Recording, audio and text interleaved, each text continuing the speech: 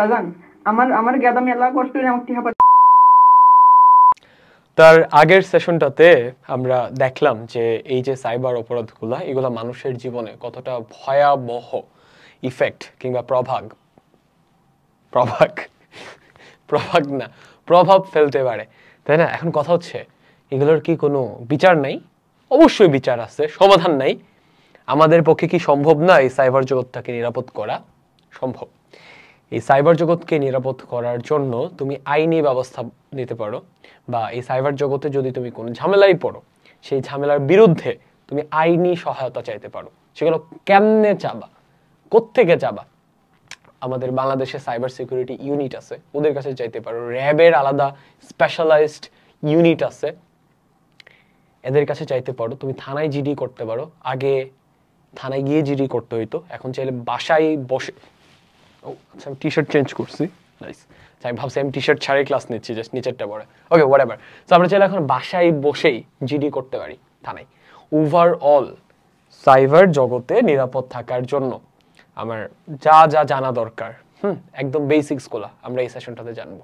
Okay, so that আগের সেশনে আমরা সাইবার জগতে যে প্রবলেমগুলো দেখে এসেছিলাম ওই প্রবলেমগুলো থেকে বেঁচে থাকতে পারি, বা প্রবলেমে পড়লে যাতে আমরা প্রতিকার কিংবা বিচার চাইতে পারি। ওকে, তাহলে আসো আমরা শুরু করি। এন্ড এইটাতে আমরা হাতে নাতে অনেক কিছু দেখবো। ওকে, সো তোমরাও ল্যাপটপ কিংবা ফোন নিয়ে বসো, যে কোনো একটা নিয়ে বসলে চলবে। চলো শুরু করি। সেশন 4, নিরাপদ হোক সাইবার জগৎ। পূর্বের সেশনগুলোতে আমরা বিভিন্ন ধরনের সাইবার অপরাধ এবং সেগুলোর ঝুঁকি সম্পর্কে জেনেছি। সাধারণত সাইবার অপরাধের কোনো ভৌগোলিক আবার উচ্চারণে মাঝে মাঝে একটু সমস্যা খেয়াল করছো তোমরা? আমার পড়া উচিত ভৌগোলিক, আমি পড়তেছি ভূগোলিক। নাটকে একদমই ঠিক না। ভৌগোলিক সীমারেখা থাকে না, ফলে কোনো একটি নির্দিষ্ট দেশের আইন নিয়ে আর বিচার করা অনেক ক্ষেত্রে কঠিন। আইন দিয়ে তার বিচার করা, আর না, তার বিচার করা অনেক ক্ষেত্রে কঠিন। উচ্চারণ ঠিক রাখলে যেটা হয় সেটা হচ্ছে এটা আলাদা একটা আবেদন তৈরি করে যে শুনছে তোমাকে, she or he will feel comfortable with you, that's it, just একটা গুড ফিলিং। তারপরেও সাইবার অপরাধ দমনে আমাদের দেশে বেশ কয়েকটি আইন রয়েছে। বাংলাদেশে বেশ কয়েকটি আইন শৃঙ্খলা রক্ষাকারী। আমরা এরকম বেশ কয়েকটা যে আইনগুলো আছে এই আইনগুলোর নাম এই সেশনটাতে দেওয়া আছে, কিন্তু ওই আইনগুলোতে অ্যাকচুয়ালি কি বলা হয়েছে এটা বলা নাই এই সেশনে। আমরা সেটা গুগলে সার্চ করে বের করে আজকে আইনগুলো দেখব। তুমি একটা দেশের সচেতন নাগরিক হইতে পারো অনেকভাবে। এর মধ্যে একটা ভালো উপায় হচ্ছে তুমি বাংলাদেশের যে সমস্যাগুলো হয়, অপরাধগুলো হয়, ওইগুলার প্রতিকারের যে আইনগুলো আছে আইনগুলো জানবা, এগুলো তোমার ফ্যামিলিকে জানাবা, কাছের মানুষকে জানাবা, তাহলে অনেক মানুষ অপরাধ থেকে দূরে থাকে। বুঝছো? এইভাবে তুমি চাইলে মানুষের উপকার করতে পারো। ওকে, বাংলাদেশে বেশ কয়েকটি আইন শৃঙ্খলা রক্ষাকারী বাহিনীতে একটি বিশেষায়িত সাইবার ইউনিট রয়েছে। এই সকল ইউনিট সাইবার অপরাধীদের ডিজিটাল ফুটপ্রিন্ট শনাক্ত করে অপরাধীদের আইনের আওতায় নিয়ে আসে এবং ভুক্তভোগীদের সহায়তা দেয়। ভুক্তভোগী ওয়ার্ডটা বেশ খটমটে শোনায়, এটাকে ইংরেজিতে বলা হচ্ছে ভিকটিম। বেসিক্যালি ইন্টারনেটে কিংবা পত্রিকায় ভিকটিম ওয়ার্ডটা ইউজ করা হয়, ঠিক আছে? আচ্ছা, তো হচ্ছে ফুটপ্রিন্ট শনাক্ত করা বলছিলাম আগের কোনো একটা সেশনে, যে চাইলে কি তুমি যেই ডিভাইস থেকে ফেক অ্যাকাউন্ট খুলছো ওইটার IMEI নাম্বার কিংবা IP অ্যাড্রেস ট্র্যাক করা পসিবল, ওইগুলো কিন্তু ধরা যায়। ওকে, সাবধান থেকো। উল্টাপাল্টা আজাইরা কাজকর্ম করে ঝামেলায় পড়ো না, কোনো না কোনো একদিন ঝামেলায় পড়বা, বুঝছো? করতে করতে ভাগ আসে আসে আসে আসে আসে প্রত্যেক দিন আসে, একদিন কিন্তু ঠিকই আসে, বুঝছো? মাথায় রেখো। এবার আমরা কয়েকটি ঘটনা পরে দেখি। সো এখানে আমরা বেশ কিছু ঘটনা পড়বো এবং এই ঘটনাগুলোতে যে সমস্যাগুলো মানুষজন ফেস করতেছে এটা সমাধান সে কোথায় চাইতে পারে আমরা দেখবো। ওকে, জনাব সোহেল পেশায় একজন ব্যবসায়ী। তাকে কেউ একজন মোবাইলে ফোন করে বলে যে তার মোবাইল ব্যাংকিং এর অ্যাকাউন্টটি সাময়িকভাবে লকড অবস্থায় আছে। তা আনলক করার জন্য কোড পাঠানোর পর ফোনের অপর প্রান্ত থেকে ওই ব্যক্তি সেই কোড জানতে চায়। সত্যিই সে মোবাইল ব্যাংকিং এর অফিস থেকে ফোন করেছে বলে বিশ্বাস করে সোহেল কোডটি বলে দেয়। কিছুক্ষণ পর খোয়া যায় তার অ্যাকাউন্টটিতে থাকা প্রায় সকল অর্থ। এরকম হয় না, ওই যে একদম প্রথম অধ্যায়ের প্রথম সেশনে, প্রথম অভিজ্ঞতার প্রথম সেশনে আমি বলছিলাম যে হঠাৎ করে বিকাশ থেকে ফোন দিয়ে বলে আমি বিকাশ থেকে অমুক বলছি, আপনার অ্যাকাউন্টে ঝামেলা হয়েছে, আপনার অ্যাকাউন্টটা ঠিক করে যাওয়ার একটা কোড যাবে, আপনার পিনটা বলেন, পিনটা বলার পর একটা কোড যাবে, কোডটা আমাকে বলবেন, আমি ঠিক করে দেবো, আদারওয়াইজ লক হয়ে যাবে। পরে দেখা যায় তোমার অ্যাকাউন্ট থেকে টাকা চলে গেছে। এটা কিন্তু অহরহ হইতেছে। তুমি হচ্ছে ইউটিউবে গিয়ে বিকাশ ফ্রড লিখে সার্চ করতে পারো, অনেক ভিডিওস আসবে, বুঝছো? তো হচ্ছে বেশ কিছু ভিডিওসে হচ্ছে দেখা গেছে যে রিসিভ করছে কলটা ও বুঝে গেছে যে ফ্রড, ও সুন্দর করে অভিনয় করে, বুঝছো, হ্যাঁ হ্যাঁ ভাইয়া আমি তো আসলে বিকাশে তো আমার অনেক টাকা, আসলে আপনি অনেক ভালো করেছেন ভাইয়া ফোন দিয়েছেন, আমার অ্যাকাউন্টটা নিয়ে অনেক ভয় করতেছিল। ও কিন্তু বুঝছে যে ফ্রড, মজা নিচ্ছে, ও টাকার বিল তুলতেছে, বুঝছো, ওই পাশ থেকে যে ফোন দিছে ও তো ফকিন্নি, বুঝছো, চোর। ওর তো বুঝোই যে ফোনে কিন্তু ব্যালেন্স সীমিত। সো এই পাশ থেকে সে বুঝছে আমারও এমন হয়েছে, আমিও মজা নিছি, বুঝছো। সো ভাইয়া আমি না আসলে আপনাকে অনেক ধন্যবাদ, আপনি অনেক ভালো মানুষ, আসলে যারা বিকাশে চাকরি করে সবাই তো ভালো হয় না, আপনি অনেক ভালো, আপনি আমাকে ফোন দিলেন, দিয়ে আমার অ্যাকাউন্টটা নষ্ট হয়ে যাচ্ছে, আমাকে বাঁচাইলেন, আমি তো অনেক, আমার এগুলো শেষ সম্বল, আমার টাকাটা আপনি বাঁচান ভাইয়া, প্লিজ বাঁচান, কি করতে হবে আমাকে বলেন। এরপর সে বলে আপনার পিন নাম্বারটা বলতে হবে। তারপর কি করে, ও আমার পিন নাম্বারটা বলতে হবে, আচ্ছা আমার পিন নাম্বারটা তো হচ্ছে আমি কোথায় যেন সেভ করে রেখেছি, আপনি প্লিজ ভাইয়া একটু অপেক্ষা করেন, আমি বের করতেছি। তারপর সে পিন নাম্বারটা বলে, ইচ্ছা করে ভুল একটা পিন নাম্বার বলে, ও ভাইয়া এটা তো আমার মায়ের পিন নাম্বার বলে ফেলছি, ও ভাই আপনাকে দিলে আমার পিন নাম্বারটা খুঁজে বের করে বলি। যে কিছু করবো আরেকটা পিন নাম্বার দেয়, হ্যাঁ, দিয়ে তারপর বলে ভাই এটা তো ভুল, ও ভাই এটা তো আমার গার্লফ্রেন্ডের পিন নাম্বার, আচ্ছা ভাই আমারটা দিচ্ছি, আপনি অপেক্ষা করেন ভাই, অপেক্ষা করেন। বুঝছো, এমনি হয়তো প্রচুর ভিডিওতে মজা নেই, আমি তোমাদেরকে এরকম একটা ভিডিও দেখাই, চলো আমরা এরকম একটা ভিডিও দেখি, হ্যাঁ, বিকাশ ফ্রডের সাথে উল্টা ফাপড়, উল্টা মজা নেই, আমরা দেখে দেন আমরা নেক্সট আগাবো। ওকে, আসো আমরা দেখি। ল্যাপটপ থেকেই দেখাই। ওকে, আমি এখানে বসি, আরামসে বসে, আসো, আমরা তো সিরিয়াস অনেক জিনিসপত্র পড়ছি, এবার একটু মজা করি। ওকে,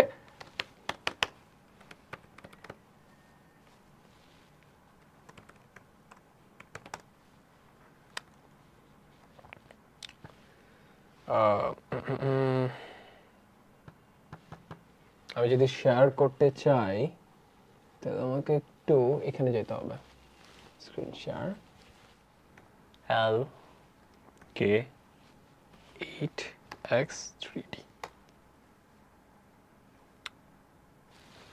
ওকে, ডান, কানেক্টেড। আমরা হচ্ছে একটু ইউটিউবে যাব, কি আজকে আমরা একটু মজা নিব। হ্যাঁ, বিকাশ ফ্রড থেকে যে কল দেয়, হ্যাঁ, ওদের সাথে আমরা একটু মজা নিব। ওকে,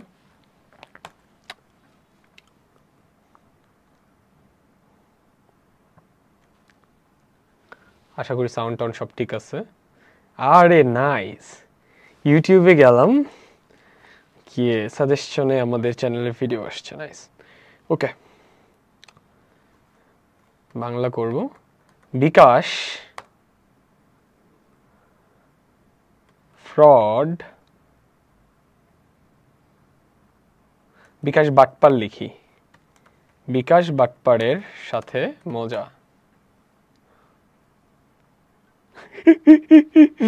চলো এটা দেখি।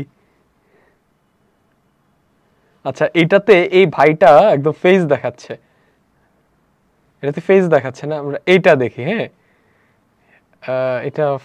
এটা ভালো ভিউজ হয়েছে, প্রায় 500,000। আমরা এটা দেখি। হ্যাঁ, ওকে, এক বিকাশের প্রতারক হচ্ছে যে আমাকে ফোন দিচ্ছে, ফোন দেওয়ার জন্য মানে এটা 11 মিনিট। হ্যাঁ, এখনো এই সময় এগুলো চলে 11 মিনিট, আমরা একটু স্পিডটা বাড়াই দেখবো। ওকে, 11 মিনিট যাক, but let's have fun. Okay, let's have fun.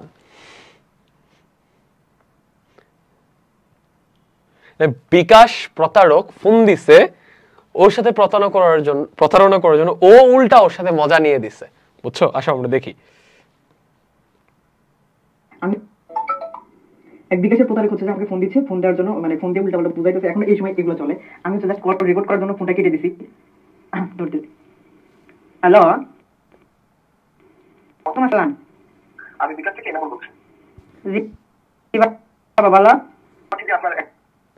আচ্ছা আচ্ছা আচ্ছা আচ্ছা আচ্ছা আচ্ছা, কাহিনী হচ্ছে স্পিডটা বাড়ানোর কারণে একটু ঝামেলা হচ্ছে। নরমাল স্পিডে দেখি।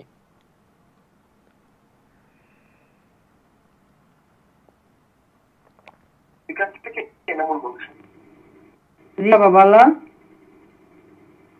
স্যার আমরা দেখতে পাচ্ছি যে আপনার অ্যাকাউন্টে একটা প্রবলেম হয়েছে, তো সেই জিনিসটা সমস্যা সমাধানের জন্য আমরা চাচ্ছিলাম আপনাকে একটু সহায়তা করতে। কি কও? এখানে স্ক্রিন মিররিং এ ঝামেলা হচ্ছে। আমি একটা কাজ করি, এটা হচ্ছে এই ভিডিওর লিংকটা কপি ভিডিও ইউআরএল করে আমি হচ্ছে আমাদের গুগলে শেয়ার করি। আচ্ছা আচ্ছা আচ্ছা আচ্ছা, এখানে ঝামেলা করতেছে। আমরা এই ভিডিওটা আজকে দেখব। ওকে, আমাদের অনেক পড়াশোনা হয়েছে, আজকে হালকা পাতলা মজা করতে হবে, ঠিক আছে? আচ্ছা, বিকাশ ফ্রড, বিকাশ ফ্রড। আমি জাস্ট এখান থেকে সেভ করলে এটা ওইখানে চলে যাবে। ডান, আমি ডিসকানেক্ট করে দিই।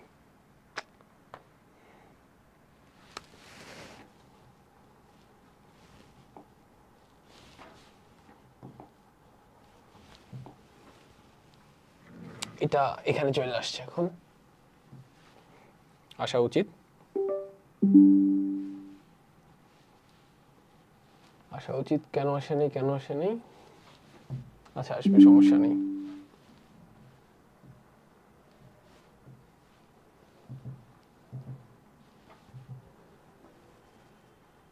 এই যে বিকাশ ফ্রড আসছে। আচ্ছা এখানে চেঞ্জ করি।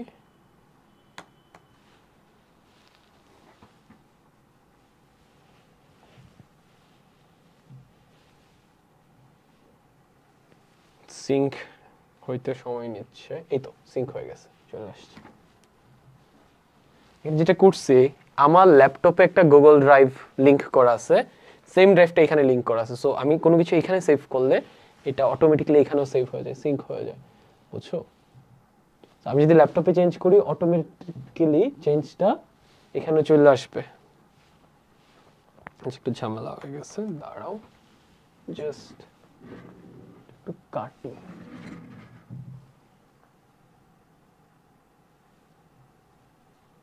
Okay nice, copy. আমরা ক্রোমে যাব, আমরা ক্রোমে গিয়ে চ্যাট জিপিটিটা কাটার দরকার নাই, নতুন একটা ট্যাবে যাই। Best enter. সো এই তো আমাদের ডিজিটাল টেকে এক বিকাশের প্রতারক হচ্ছে যে আমরা যদি ডিজিটাল টেকে জন্য মানে আমরা যদি ডিজিটাল টেকে খুঁটিনাটি জিনিসগুলো না দেখি, হ্যাঁ, এই যে তুমি নতুন একটা জিনিসের সাথে পরিচিত হইলা, Google drive sync, screen share, laptop থেকে বড় স্ক্রিনে স্ক্রিন শেয়ার করা, তাই না? সো এই জিনিসগুলো তো তোমার পারা লাগবে, এই জন্য আমি একটু টাইম নিয়ে এগুলো তোমাদেরকে দেখাচ্ছি। যেমন আমি যদি আমার কথা বলি, আমার ক্লাস 9-10 আমার একজন টিচার ছিলেন মহিম স্যার। মহিম স্যার, আমার স্কুল ছিল Ispahani public school college, Comilla cantonment. ওই স্যার হচ্ছে আমাদেরকে এরকম আইসিটি ক্লাসে এসে প্রত্যেকটা জিনিস খুঁটিনাটি অনেক কিছু দেখাইতেন, অনেক মজার মজার জিনিস দেখাইতেন।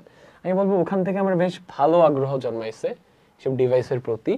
দ্যাটস ওয়াই প্রবাবলি আমি এই টেক ওয়ার্ল্ড কিংবা টেকনোলজির ওয়ার্ল্ডটাতে প্রবাবলি কিছুটা হইলেও আমার ভালো দখল আসছে। আচ্ছা চলো এটা দেখি, মজা নেই আমরা। ওকে, ইনাফ সিরিয়াস কথাবার্তা হয়েছে, স্পিডটা একটু বাড়াই দিব, 1.5 দিচ্ছি। ফোন দিয়ে উল্টা এক বিকাশের প্রতারক হচ্ছে যে আমাকে ফোন দিচ্ছে, ফোন দেওয়ার জন্য মানে ফোন দিয়ে উল্টা পাল্টা বুঝাইতেছে। এখন এই সময় এগুলো চলে, আমি হচ্ছে জাস্ট কল রেকর্ড করার জন্য ফোনটা কেটে দিছি। হ্যালো, আসসালামু আলাইকুম। ওয়ালাইকুম আসসালাম। আমি বিকাশ থেকে এনামুল বলছি। জি বাবা বলো। স্যার আমরা দেখতে পাচ্ছি যে আপনার অ্যাকাউন্টে একটা প্রবলেম হয়েছে, তো সেই জিনিসটা সমস্যা লিটারালি ও মেয়েদের ভয়েস করে কথা বলতেছে। আচ্ছা আমরা শুনি। সমাধান করার জন্য আমরা চাচ্ছিলাম আপনাকে একটু সহায়তা করতে। আল্লাহ কি কও, আমি মেলাটি আর পাঠাইছি আমার কাদা, এর মধ্যে মেলাটি আছে, ইল্লা কি নষ্ট হয়ে যাবো? জি স্যার, আমরা দেখতে পাচ্ছি যে আপনার অ্যাকাউন্ট একটু ঝামেলা হতে চলেছে, এই জন্য আমরা ফোন দিয়েছি। কিছু তথ্য দিয়ে সহায়তা করবেন, তাহলে আমরা আপনার অ্যাকাউন্ট করতে পারবো। বাজান আমার গেদা মেলা কষ্ট করে আমার টিহা পাঠাইছে, ইল্লাটি আর নষ্ট হলে আমি কি করে কি অনুনি? না না, নষ্ট হবে না, কোনো সমস্যা নেই। আমরা এই জন্য আপনাকে ফোন দিয়েছি। আমরা একটা এসএমএস পাঠিয়েছি আপনার ফোনে, ওইখানে আপনি হচ্ছে আপনার পিন নাম্বারটা দিয়ে দিন, এসএমএস ঠিক আছে আমরা এসএমএস আবার কি কি ওইটা তো বুঝি না। ওই যে আমার বিটি আছে কি দুশো সকালে ডাক দেই, আই আই নাসিমা ওখানে মনে যা, ওই কিসের বলে এসএমএস ওই কি ওটা দেখাচ্ছেন বাইরে দেখা। ওই আপনার ফোনে একটা এসএমএস পাঠিয়েছি, ওই এসএমএস এর ওইখানে কি ফিট এসএমএস আপনি আপনার বিকাশ অ্যাকাউন্টের যে পিন নাম্বারটা আছে সেই পিন নাম্বারটা আমাদেরকে পাঠিয়ে দিন, তাহলে আমরা হচ্ছে আপনার অ্যাকাউন্টটা ফিক্স করে দিচ্ছি, আর কোনো সমস্যা হবে না। আচ্ছা ওই দুশো ওই যে বাইরে হতেছে আর ধৈর্য ধরো। কত কি 7-8-0-6-3। সময় দিয়ে সহায়তা করার জন্য আপনাকে অনেক ধন্যবাদ। আমি চেক করে দেখছি, আপনি লাইনে থাকবেন। আচ্ছা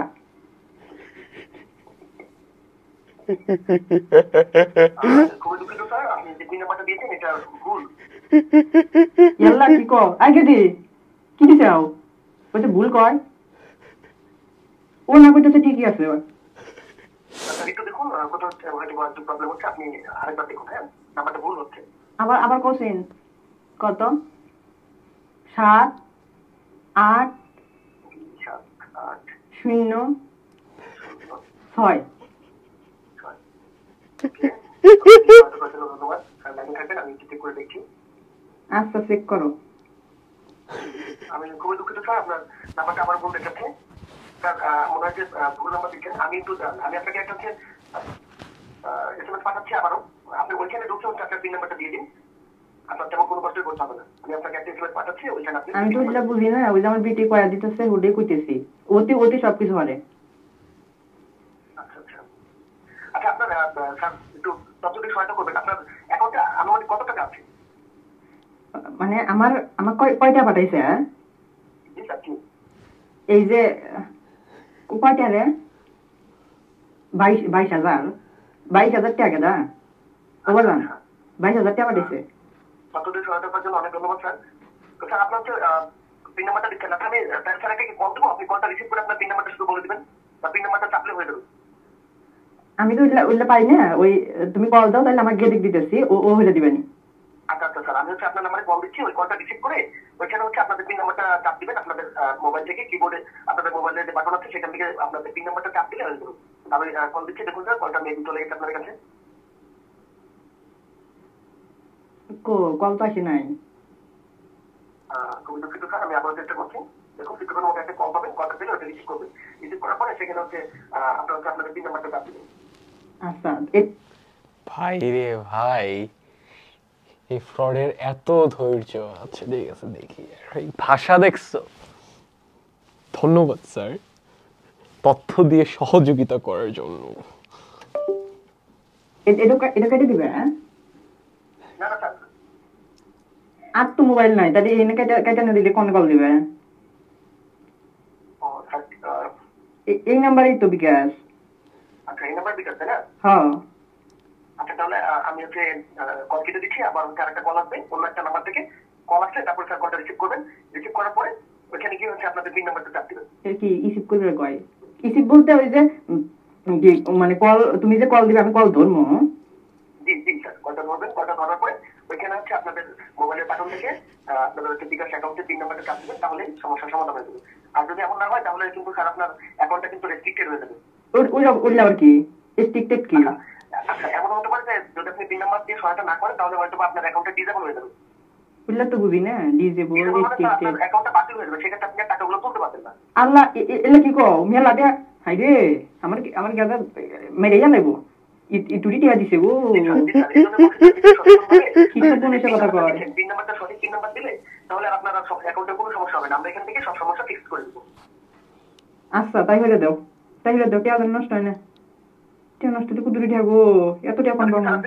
আপনি কি আবার পিন নাম্বারটা দিবেন, নাকি এসএমএস থেকে ফিফটি কোড নাম্বারটা পাঠিয়ে দিবেন, নাকি আমি কল দেবো? তুমি আরো কল দাও আমার কল দাও, আমি ওই যে আমি যদি দেখি বের দিতেছি দেখেটুকু পরে আপনাকে আবার কল দিচ্ছি। আচ্ছা তাই করো, টিয়া নষ্ট না হয়।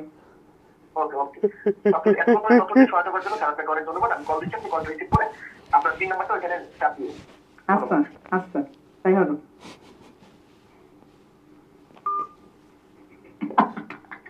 মানে এই সময় এসে মানুষ এরকম হয়, আল্লাহ। মানে এটা কিন্তু স্বাভাবিকভাবে যারা গ্রামের মানুষগুলো থাকে এটা কিন্তু তারাই হচ্ছে যে ভুক্তভোগী। আবার কল দিচ্ছে। হ্যালো, হ্যালো, আসসালামু আলাইকুম। হ্যাঁ ওয়ালাইকুম আসসালাম। স্যার আমি বিকাশ থেকে এনামুল বলছি। হ্যাঁ তুমি তো কল দিছিলে না? জি স্যার, আমি আপনাকে বলেছিলাম যে আমরা হচ্ছে একটা কল দেবো অন্য নাম্বার থেকে, আর সেখানে হচ্ছে কলটা রিসিভ করার পরে আপনি আপনার পিন নাম্বারটা দিবেন, তাহলে আপনার বিকাশ অ্যাকাউন্টে যে সমস্যা হয়েছে আমরা সেটা সমাধান করে দেবো। কিন্তু আপনি তো কোনো পিন নাম্বার প্রবেশ করেননি স্যার। ও কল তো আসে নাই, এই যে এখানে কল দিলা আবার। স্যার আমরা কল দিয়েছিলাম, আপনারা রিসিভও করেছিলেন, কিন্তু কোনো পিন নাম্বার চাপতেন না। না না কোনো কল আসে না, এখন পিন নাম্বার দিলে হবো?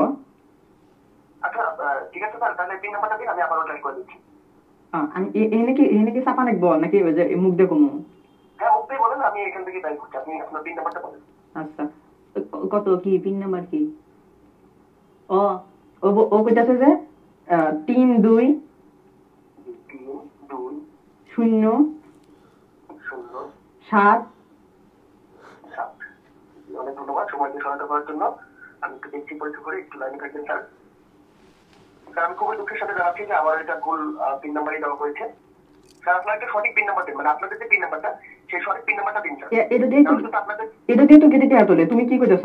ও তো তাই কইতাছে যে এটা দিয়ে তো আব্বা প্রত্যেকবার এটা দিয়ে তো দেয়া তুলি। স্যার আদৌ কি আপনাদের অ্যাকাউন্টে টাকা আছে?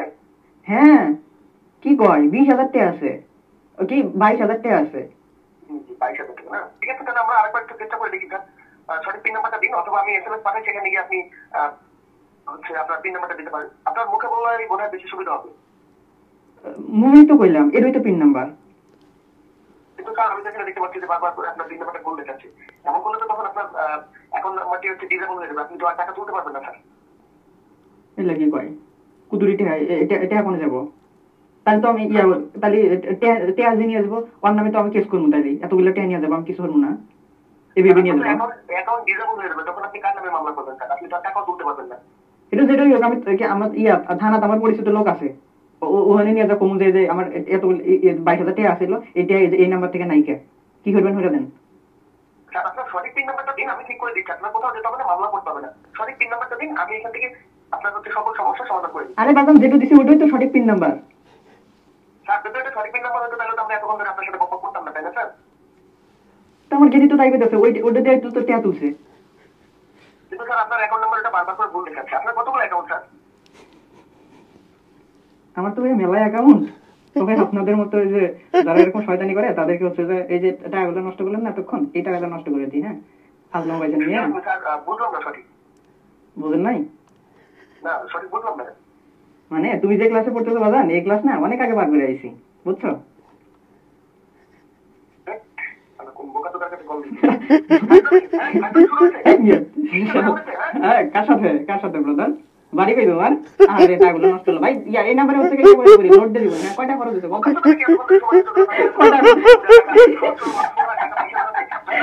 কয় টাকা খরচ হচ্ছে বাজান?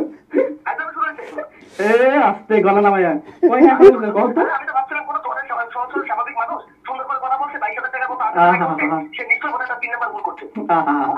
কোথায় ফোন দিলি তিনটাই নষ্ট হয়ে যাবে। কয়টা খরচ হচ্ছে গো? জিলাপি খাবনি?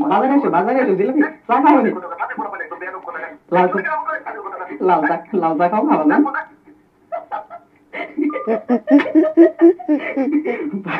রে ভাই এখনো এরকম লোক আছে, সিরিয়াসলি খুব মজা পাইলাম। এখন তোমরা আবার এখান থেকে গিয়ে এটা দেখার পর তোমরা আবার ইউটিউবে ঢুকে সার্চ দিয়ে ভিডিও দেখা শুরু করে দিও না, হ্যাঁ? তোমাদের কাছে অনুরোধ, তাহলে কিন্তু আর আজকে আর কিন্তু কিছু পড়া হবে না, হ্যাঁ? সো এই যে আমরা এই আমার 30 মিনিটের 40 মিনিটের সেশন করতে এসে সবকিছু ঠিকঠাক রেকর্ড হচ্ছে তো নাকি? ইয়া, সো 30 মিনিটের 40 মিনিটের সেশন করতে এসে দেখা যাবে একদিন পর ইউটিউব থেকে বের হচ্ছে, হ্যাঁ? এই কাজ করো না। ওকে ডান। তোমরা দেখলা যে আসলে পুরা ব্যাপারটা কিভাবে কাজ করে, তাই না? অপর পক্ষ থেকে যারা ফ্রড হয় ওরা খুবই সুন্দর প্রফেশনাল একটা ভাষায় কথা বলে। অ্যান্ড তুমি চিন্তা করো গ্রামের একটা খালা কিংবা আন্টি, হ্যাঁ, যে আসলে এত কিছু বুঝে না, সে কি করবে? সে পিনটা দিয়ে দিবে, তাই না? আমার মায়ের কথাই যদি বলি, আমার মা তো সাথে সাথে দিয়ে দিবে পিন, বুঝছো? সো এটা হচ্ছে একটা ঘটনা, হ্যাঁ?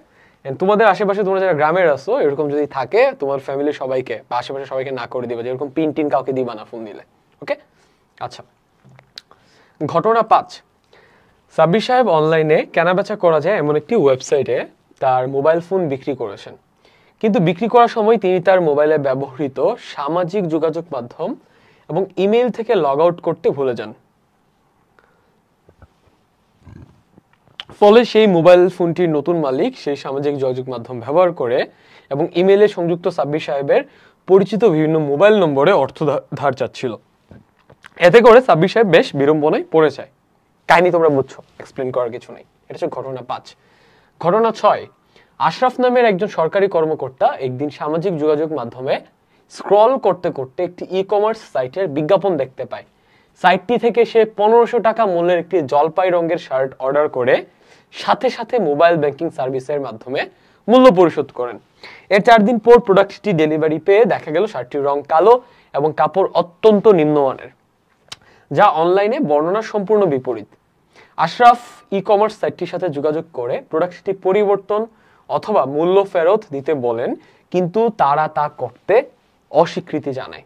ঘটনা 6, আগের সেশনের 3টা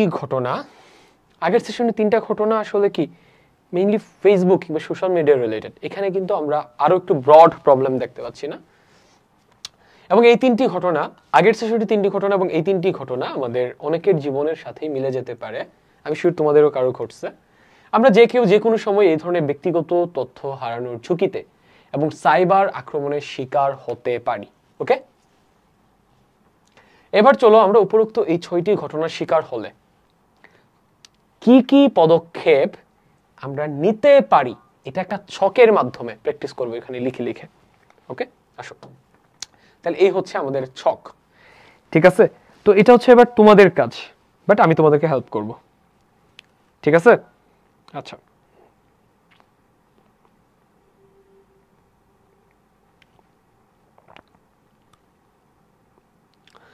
এন্ড এই সেশনের এটা হচ্ছে তোমার ওয়ার্ক 1। এই কাজটা কমপ্লিট করে তুমি আমাদের গ্রুপে সাবমিট করবা, আমাকে মেনশন দিবা যারা কাজটা করবা। তোমরা জানো তোমাদেরকে আমি আমার ছোটবেলায় পড়া আমার কাজে লাগছে এমন বই পিডিএফ আকারে গিফট হিসেবে পাঠাবো, পুরস্কার হিসেবে পাঠাবো। আর যারা নতুন এই ভিডিওটা দেখছো, আমরা এরকম প্রত্যেকটা চ্যাপ্টারের প্রত্যেকটা সেশন এভাবে ডিটেইলসে পড়ি। আমাদের কোর্সের ভেতরে বাকি ক্লাসগুলো অ্যাড করা আছে, কমেন্ট ডেসক্রিপশন লিংক চেক করলে ওখান থেকে এনরোল করে নিতে পারবা। ওকে, আচ্ছা তাহলে প্রথম পদক্ষেপটা যদি আমরা প্রথমটা একটু দেখি, যত দ্রুত সম্ভব national helpline 109, national emergency service 999 অথবা আইসিটি হেল্পলাইনে যোগাযোগ করব। এই হেল্পটা কিংবা এই পদক্ষেপটা আমরা কখন নিব, কোন ঘটনার ক্ষেত্রে নিব? আমরা নিতে পারি, এখানে আমরা কোন কোন ঘটনা দেখছি? এখানে আমরা দেখছি হচ্ছে ঘটনা 4, 5, 6, তাই না? 4, 5, 6। তার আগে কিন্তু আমাদেরকে কিন্তু একদম ঘটনা 1 থেকে 6 পর্যন্ত অ্যানালাইজ করতে বলছে। এই যে দেখো আগের 3টা এবং এই নতুন 3টা 1 থেকে 6 পর্যন্ত। তাহলে আগের 3টা ঘটনা আমি একটু তোমাদেরকে মনে করাই দিই। আগের 3টা ঘটনা ছিল হচ্ছে আগের সেশনে। ওকে, আমি যদি একটু আগের সেশনে যাই, ঘটনা 1, মোমো বিশ্ববিদ্যালয়ের শিক্ষার্থী, মনে আছে? তাকে একজন ফ্রেন্ড রিকোয়েস্ট পাঠাইছিল, সে ডিলিট করে দিয়েছিল। দেন আড্ডা দেওয়ার সময় তার বন্ধুদের সাথে তার বন্ধুরা তাকে দেখায় যে দেখ যে মানুষটা তোকে ফ্রেন্ড রিকোয়েস্ট পাঠাইছিল ও এইসব অকাজ করে বেড়াচ্ছে, তোর নামে বিভিন্ন জিনিসপত্র ছড়াই বেড়াচ্ছে। ঠিক আছে, এটা হচ্ছে ঘটনা 1। ঘটনা 2 হচ্ছে আফিফ নামের একটা শিক্ষার্থীর, ওই যে তার অ্যাকাউন্টে অন্য কেউ একজন লগ ইন করে উল্টাপাল্টা জিনিস পোস্ট দিচ্ছিল, সেই ক্লাসে যে শুনে তার বন্ধু বান্ধবরা এইসব দেখে হাসাহাসি করতেছে। ঘটনা 3 ছিল হচ্ছে তাপসী নামের একজন ব্যাংক কর্মকর্তা, তার ফেসবুক অ্যাকাউন্ট বা সোশ্যাল মিডিয়া অ্যাকাউন্টের নামে অন্য একজন একটা ফেক অ্যাকাউন্ট খুলে মানুষের কাছে টাকা ধার চাচ্ছিল বা বিভিন্ন ধরনের আপত্তিজনক কাজ করতেছিল। এই হচ্ছে প্রথম 3টা ঘটনা। ঠিক আছে, আর এখন আমরা বাকি 4, 5, 6 এখন আমরা জানলাম, তাই না? তাহলে দেখো এটা কোন কোন ক্ষেত্রে প্রযোজ্য হতে পারে। এটা কিন্তু ইমার্জেন্সি হেল্পলাইনে ফোন দেওয়ার ব্যাপার। সো এই কাজটা আমরা কখন করব? আচ্ছা, আমার হচ্ছে ফোন চার্জ শেষ হয়ে অফ হয়ে গেছে, সো আমি ফোনটা চার্জ করি, কারণ আমার তো হচ্ছে বই ওপেন না থাকলে আমি সবগুলো জিনিস অ্যানালাইজ করতে পারবো না। ওকে, আমরা আবার ব্যাক আসছি। আচ্ছা, ফোন যেহেতু চার্জ হচ্ছে, ওইটা চার্জ হোক, আমি ল্যাপটপের হেল্প নেই। আচ্ছা দেখো এটাতে ভাইয়া আমাদেরকে কি ইমার্জেন্সি হেল্পের কথা বলতেছে, তাহলে ইমার্জেন্সি হেল্প কোন জায়গাটাতে লাগবে? তুমি একটু 3 নম্বর ঘটনাটা খেয়াল করো। 3 নম্বর ঘটনাটা কি ছিল? 3 নম্বর তোমার নিশ্চয়ই সামনে বই খোলা আছে, তো একটু 3 নম্বর ঘটনাটা ওখান থেকে একটু আবার দেখো। আমি এখান থেকে একটু 3 নম্বর ঘটনাটাতে যাই।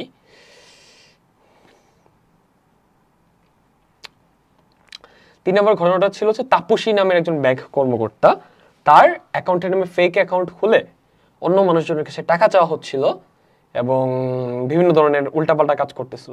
এটা কিন্তু একটা সিভিয়ার বিষয়। সে যদি ইনস্ট্যান্ট অ্যাকশন না নেয় তাহলে কিন্তু সে ক্ষতি করতেই থাকবে। তুমি না হয় আইডিটা রিপোর্ট করলা, থানায় জিডি করলা, বাট ইনস্ট্যান্ট যদি ওইটা বন্ধ না করা হয়, একটা পদক্ষেপ না নেওয়া হয়, তাহলে কিন্তু অনেক ধরনের ক্ষতি হইতে পারে, তাই না? সো এটা কিন্তু আর্জেন্ট স্টেপ নেওয়ার একটা ব্যাপার। তাহলে আমরা কি বলতে পারি? আমরা বলতে পারি 3 নম্বর ঘটনাটার ক্ষেত্রে আমাদের এই সার্ভিসটুকু নেওয়া দরকার। আর কোথায় আর্জেন্সি আছে একটু চিন্তা করে দেখো তো। 1 নম্বর ঘটনাটা ছিল কিসের? আমরা একটা একটা করে চেক করি। 1 নম্বর ঘটনাটার ক্ষেত্রে আমরা যদি একটু দেখি,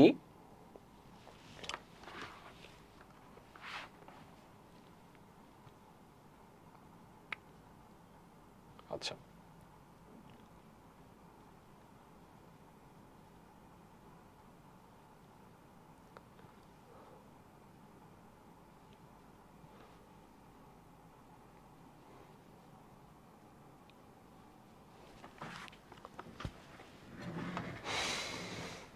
এখানে বাটনটা একটু ঝামেলা করতেছে। আচ্ছা সমস্যা নেই, আচ্ছা এখন ঠিক আছে। আচ্ছা আমরা যদি 1 নম্বর ঘটনাটা একটু দেখি, 1 নম্বর ঘটনাটা কোথায়? আচ্ছা, মোমো নামের একজন বিশ্ববিদ্যালয়ের শিক্ষার্থী একদিন সামাজিক যোগাযোগ মাধ্যমে, তাহলে এটা কি ছিল? সাইবার স্টকিং ছিল, তাই না?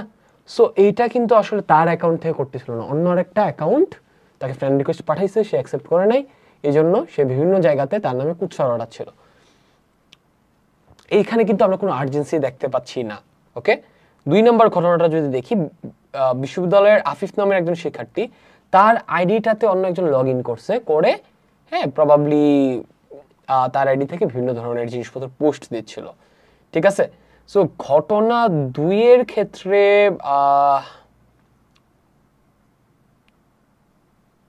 সে কিন্তু চাইলে ইনস্ট্যান্টের প্রবলেমটা সলভ করতে পারে। কেমনে? সেটা হচ্ছে তার আইডিতে সে আবার লগ ইন করবে, তার আইডিতে তার অগোচর অন্য কেউ লগ ইন করে উল্টাপাল্টা পোস্ট করছে, কারোর কাছে তো টাকা চায় নাই, তাই না? কারো তো ক্ষতি করার চেষ্টা করে নাই, জাস্ট উল্টাপাল্টা পোস্ট করছে। সো সে সাথে সাথে আবার কি তার আইডিটাতে লগ ইন করে পাসওয়ার্ডটা চেঞ্জ করে দিতে পারে। সো এটার জন্য কোনো আর্জেন্ট হেল্পের দরকার নাই। ওকে, 2 এর জন্য লাগবে না। আমরা একটু 4 এ দেখি। ঘটনা 3 তো আমরা বললাম এটাতে আর্জেন্ট হেল্প লাগবে। ঘটনা 4, জনাব সোহেল পেশা একজন ব্যবসায়ী, তাকে কেউ একজন মোবাইল ফোন করে তার মোবাইল ব্যাংকের অ্যাকাউন্ট সাময়িকভাবে লকড অবস্থায় আছে এটা জানাইলো, মানে বিকাশ ফ্রড আর কি। এটার ক্ষেত্রেও কিন্তু একটু বুদ্ধিমান হইলেই হচ্ছে যে না আমি পিন দিব না, এটার ক্ষেত্রে আর্জেন্ট কোনো হেল্প চাওয়ার দরকার নাই। আমি যদি ঘটনা 5 এ যাই, সাব্বির সাহেব অনলাইনে কিছু একটা কিনলেন, ঠিক আছে? অনলাইনে তার একটা ফোন বিক্রি করলেন, ফোনের মধ্যে তার ফেসবুক এবং ইমেল লগ ইন করা ছিল, সে হচ্ছে লগ আউট করতে ভুইলা যায়। অপরপক্ষ কি করে? অপরপক্ষ এটা ইউজ করে বিভিন্ন মানুষের কাছে টাকা যাচ্ছিল, সে বেশ বিড়ম্বনায় পড়ে যায়। এখন অন্য মানুষের কাছে টাকা ধার চাচ্ছিল, ঠিক আছে, এভরিথিংস ফাইন, বাট কথা হচ্ছে সাব্বির সাহেব চাইলেই তো ইনস্ট্যান্ট কি করতে পারেন, এটা নিয়ন্ত্রণে আছে। সে আবার তার ফেসবুক অ্যাকাউন্টে লগ ইন করবে, জিমেলে লগ ইন করবে কিংবা ইমেলে লগ ইন করবে, তার অ্যাকাউন্ট যেহেতু তার কাছে পাসওয়ার্ড থাকা উচিত, পাসওয়ার্ড না থাকলে রিকভার করতে পারা উচিত, করে সে log out from all other device করে দিতে পারে অ্যান্ড পাসওয়ার্ডটা চেঞ্জ করে দিতে পারে, 2 ফ্যাক্টর অথেন্টিকেশন চালু করে দিতে পারে। 2 ফ্যাক্টর অথেন্টিকেশন কি আমরা নেক্সট সেশনটাতে দেখব। তো এটার ক্ষেত্রেও অ্যাকচুয়ালি কি ফার্স্ট যে ইমার্জেন্সি সার্ভিস এটা নেওয়ার আমরা কোনো প্রয়োজন দেখতেছি না, ঠিক আছে? যে জিনিসটা আমার নিয়ন্ত্রণের বাইরে, যেমন আমার ফেক আইডি খুলছে, ঠিক আছে, এটা কিন্তু আমার নিয়ন্ত্রণের বাইরে, মানে সে যে ফেক আইডিটা খুলছে আমি ইনস্ট্যান্ট অফ করাইতে পারতেছি না, সে কিন্তু আমার ক্ষতি করতে পারে চাইলে। সো এখানে ইনস্ট্যান্ট হেল্প নিতে হবে, ঠিক আছে? এবং 4 নম্বর ঘটনাটা কি ছিল?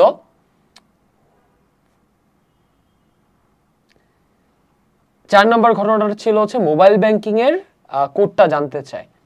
এটার ক্ষেত্রেও আসলে আমি এখানে কোনো আর্জেন্সি দেখি না যে ন্যাশনাল ইমার্জেন্সি সার্ভিসে জানাইতে হবে ওর এরকম কিছু। ও আচ্ছা আচ্ছা আচ্ছা আচ্ছা আচ্ছা, ঘটনা 4টা কিন্তু আমরা ভালো করে পড়ি নাই। ঘটনা 4-এ কিন্তু সে পিনকোড বলে দিছে, খেয়াল করো, পিনকোড বলে দিচ্ছেন, তার অ্যাকাউন্ট থেকে কিন্তু টাকা অলরেডি নিয়ে চলে গেছে। কথা বুঝছো? সো তুমি বইটা একটু খোলো, ঘটনা 4-এ যাও। তার মানে টাকাটা যেহেতু অলরেডি চলে গেছে, কিন্তু টাকাটা ব্যাক আনতে হবে। যদি ব্যাক আনতে চাও সাথে সাথে কল দিতে হবে ইমার্জেন্সি সার্ভিসে। যত দেরি হবে টাকা ব্যাক পাওয়ার প্রবাবিলিটি তত কম। এই জন্য ঘটনা 4-এর ক্ষেত্রেও কি আর্জেন্ট হেল্প চাইতে হবে। ওকে, আচ্ছা। ঘটনা 5-এর ক্ষেত্রে দরকার নাই, সে এটা তার এখনো নিয়ন্ত্রণের ভেতরে আছে। ঘটনা 4 টাকা কিন্তু অলরেডি চলে গেছে, এটা কিন্তু চাইলে সে ব্যাক আনতে পারবে না, নিয়ন্ত্রণে নাই। বাট ঘটনা 5 এটা কিন্তু কন্ট্রোলে আছে, তাই না? তার অ্যাকাউন্ট তার ফোনের মধ্যে লগ ইন করা ছিল, এটা থেকে বিভিন্ন জায়গাতে সে হচ্ছে বিভিন্ন জায়গাতে তার নামে টাকা ধার চাচ্ছে। অ্যাকাউন্টটা লগ ইন করা আছে, বাট ওখানে তো পাসওয়ার্ড নাই, তাই না? পাসওয়ার্ড তো তার কাছে, সে পাসওয়ার্ড দিয়ে লগ ইন করে কি ওইখান থেকে লগ আউট করে দিলেই তো হচ্ছে। সো এখানে হেল্প চাওয়ার দরকার নেই। ঘটনা 6 আশরাফ ওই যে একটা শার্ট অর্ডার করে, শার্টটা কি অ্যাকচুয়ালি বাজে কাপড়ের ছিল, তাকে অনলাইনে যেমন দেখানো হয়েছে এরকম না। এই শার্টটা কিন্তু অ্যাকচুয়ালি মানে এটাও কিন্তু আর্জেন্ট কিছু না, 1500 টাকার একটা জিনিস, এটা আর্জেন্ট হেল্প চাওয়ার কিছু না। সো এগুলোর ক্ষেত্রে আমাদের 1 নাম্বার সার্ভিসটা লাগবে না। তাহলে 1-এর ক্ষেত্রে এই ইমার্জেন্সি সার্ভিস আমরা অ্যাক্সেস করবো 3 এবং 4-এ, কারণ 3-এ ফেক আইডি বানানো হয়েছে, ফেক আইডিটা তার কন্ট্রোলে নাই, এটা দিয়ে যে কোনো কিছু তার নামে করতে পারে। সো দ্রুত ব্যবস্থা নিতে হবে। আর 4 টাকাটা অলরেডি চলে গেছে, ঠিক আছে, এটা ব্যাক আনতে হবে। এবার পাশের বাড়ির প্রযুক্তিতে দক্ষ কারো সাহায্য নিব কখন? আমরা যদি একটু রিকল করি, 1 নাম্বার ঘটনাটা কি ছিল? সাইবার স্টকিং, তাই না? সো এখানে একজন ফ্রেন্ড রিকোয়েস্ট পাঠাইছে, তাকে অ্যাকসেপ্ট করে নেই, সেই জন্য অন্য তার বাকি যত আইডি আছে সবগুলো দিয়ে আমার নামে কুৎসা ছড়াচ্ছিল। সো এটার ক্ষেত্রে আসলে আমি আমার পার্সোনাল প্রোফাইল থেকে সবাইকে বলে দিলেই পারি যে দেখেন এরকম একটা আইডি থেকে এইসব ছড়াচ্ছে, এগুলো মিথ্যা কথা, সে আমাকে ফ্রেন্ড রিকোয়েস্ট পাঠাইছিল, আমি ক্যান্সেল করে দিচ্ছি, এই জন্য এগুলো করে বেড়াচ্ছি। কেউ তার কথা শুনেন না, ঠিক আছে? আচ্ছা, ডান। তাহলে 1 নম্বরে দরকার নেই। 2 নম্বরে কি ছিল? 2 নম্বরে ছিল হচ্ছে, আমরা যদি 2 নম্বরের কথা একটু মনে করি, কেউ একজনের প্রোফাইলে অন্য একজন লগ ইন করে উল্টাপাল্টা পোস্ট দেয়, সে ক্লাসে গিয়ে জানতে পারে এই ব্যাপারটা, সবাই তাকে নিয়ে হাসাহাসি করতেছিল। সো এটা তো তার নিয়ন্ত্রণেই আছে, সে লগ ইন করে অন্য সব ডিভাইস থেকে লগ আউট করে দিলেই পারে বা পোস্টটা ডিলিট করে দিলেই পারে। সো এটাতেও কিন্তু পাশের বাড়ির প্রযুক্তিতে দক্ষ কারোর হেল্প নেওয়ার দরকার নাই। 3 নম্বরে ফেক আইডি। ফেক আইডি যেহেতু সিভিয়ার বিষয়, এটা যেহেতু তার নিয়ন্ত্রণের বাইরে না, সে প্রবলি রিপোর্ট করতে জানে না। আমার নামে ফেক আইডি বানানো হয়েছে, আমি রিপোর্ট কেমনে করতে হয় নাও জানতে পারি, তাই না? বা থানায় অনলাইনে কেমনে জিডি করতে হয় নাও জানতে পারি, বা দ্রুত ইমার্জেন্সি সার্ভিসে কেমনে হেল্প চাইতে হয় এটা নাও জানতে পারি। তখন আমার উচিত হবে পাশের বাসার দক্ষ কারোর হেল্প নেওয়া। তাই 3 নাম্বারটার ক্ষেত্রে আমাদের উচিত হবে এটা নেওয়া। আমরা যদি 4 নাম্বারে যাই, 4 নাম্বারে হচ্ছে টাকা অলরেডি আত্মসাৎ করে ফেলছে, ঠিক আছে? সো যখন কল দিছে তখন যদি প্রযুক্তিতে দক্ষ কাউকে বলতো, সে হয়তো বলতো যে না পিন নাম্বার দিন, আবার টাকা অলরেডি চলে গেছে।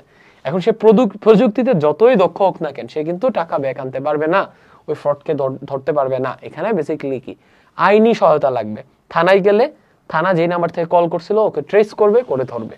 তো এটার ক্ষেত্রে আসলে কি, এটার ক্ষেত্রে ও প্রযোজ্য না 4 নাম্বারের ক্ষেত্রে। 5 নাম্বার ঘটনাটা কি ছিল? 5 নাম্বার ঘটনাটা ছিল হচ্ছে তার ফোনটা বেচে দেয়, ফোনে লগ ইন করা ছিল ওই ঘটনাটা। সো এটার ক্ষেত্রেও কিন্তু সে চাইলেই লগ ইন করে প্রবলেমটা সলভ করে ফেলতে পারে পাসওয়ার্ড দিয়ে, অন্য জায়গা থেকে লগ আউট করে দিতে পারে। এটার ক্ষেত্রে পাশের বাসার প্রযুক্তিতে দক্ষ কারোর দরকার নাই। ওকে, আচ্ছা, ডান। আমরা যদি 6 নাম্বার ঘটনা দেখি, বাজে কাপড় পরছে, এখানে তো প্রযুক্তিতে দক্ষ কাউকে লাগবে না, তাই না? তারপর প্রমাণক সহ www.rab.government.bd ওয়েবসাইটে অভিযোগ পাঠাবো। র্যাবের কাছে অভিযোগ পাঠানো যাবে কোন ক্ষেত্রে জানো? র্যাবের ক্ষেত্রে অভিযোগ পাঠানো যাবে বেসিক্যালি, তুমি চিন্তা করো 1 নাম্বার ঘটনাটা চিন্তা করো, সাইবার স্টকিং করতেছে। অবভিয়াসলি কি সে সাইবার বুলিং করতেছে।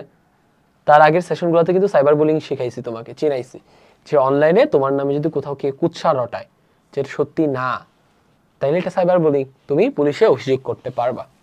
আমরা যদি 2 নম্বর ঘটনাটির দিকে দেখি, কেউ একজন আমার আইডিতে ঢুকে উল্টাপাল্টা পোস্ট দিচ্ছে, এটাকে বলা হচ্ছে অনধিকার প্রবেশ, ঠিক আছে? সো এটা কিন্তু একটা অপরাধ, সো আমি অবশ্যই অভিযোগ জানাইতে পারি। 3 নাম্বার জিনিস হচ্ছে কি, 3 নাম্বারটা হচ্ছে যে ফেক প্রোফাইল, অবভিয়াসলি অভিযোগ জানাইতে হবে। সো এটাতে 1 2 3 ইনক্লুড হবে। আমরা যদি 4 নাম্বারটা দেখি, 4 নাম্বারে কি হচ্ছে বলতো? 4 নাম্বারে আমার বিকাশ অ্যাকাউন্ট থেকে টাকা নিয়ে গেছে, অবভিয়াসলি অভিযোগ জানাইতে হবে। 4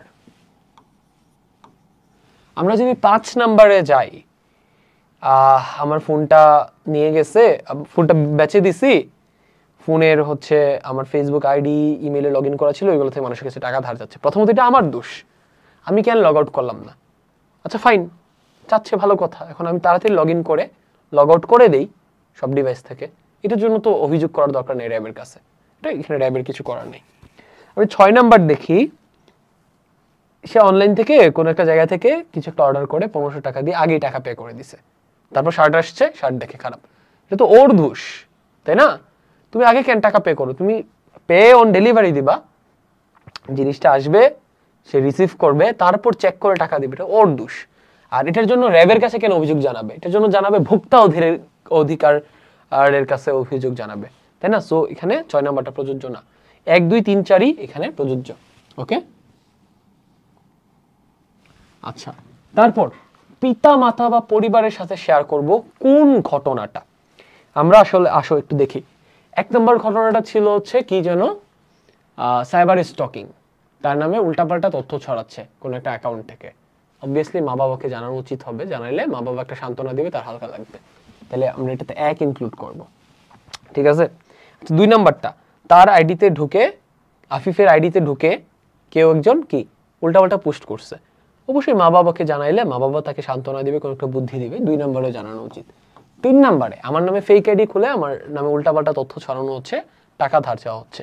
সো আমি যদি এটা আমার মা বাবার সাথে শেয়ার করি, তাইলে কিন্তু কি, তাইলে সে আমাকে সান্ত্বনা দিবে বা কোনো একটা বুদ্ধি দিবে, ঠিক আছে? 3 নম্বরের ক্ষেত্রে এটা সত্যি। 4 নাম্বার, বিকাশে আমার টাকা লয়ে গেছে, এখানে মা বাপের কিছু করার নেই, ঠিক আছে? মা বাপ এখানে তোমাকে সান্ত্বনা দিয়ে টাকা বেকা নিতে পারবে না, সো এটা মা বাবার সাথে শেয়ার করলে ওরা বরং আরো টেনসড আপ হবে, সো এখানে শেয়ার করার দরকার নাই, ঠিক আছে? চুপচাপ পুলিশে অভিযোগ জানাও, ওরা টাকাটা বেকানোর চেষ্টা করবে।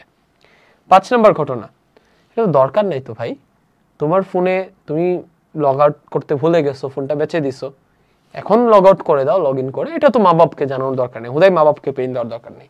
6 নাম্বার, উল্টাপাল্টা কাপড় কিনে আনছো 1500 টাকার, নিজে ভুল করছো, আবার মা বাপকে কেন টেনশন দিবা? দরকার নেই, 1500 টাকা গেলে গেছে, চুপ থাকো, মা বাপকে জানায় পেইন দেওয়ার দরকার নেই। এবার ডিজিটাল ডিভাইস বন্ধ করে দিব।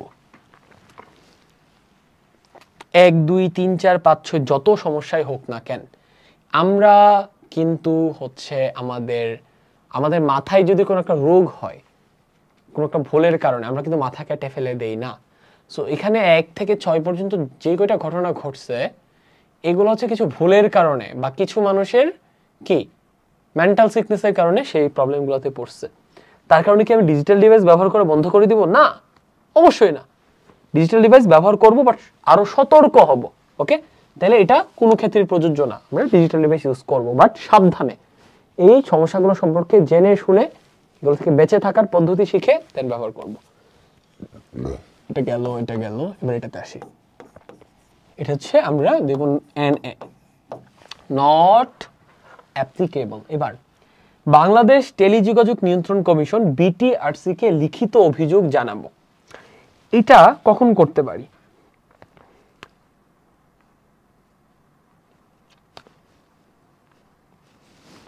দেখো 1 নম্বর, BTRC কারা? BTRC কারা জানো? টেলিযোগাযোগ নিয়ন্ত্রণ কমিশন, মানে যারা মোবাইল ফোনগুলোকে কন্ট্রোল করে, ঠিক আছে?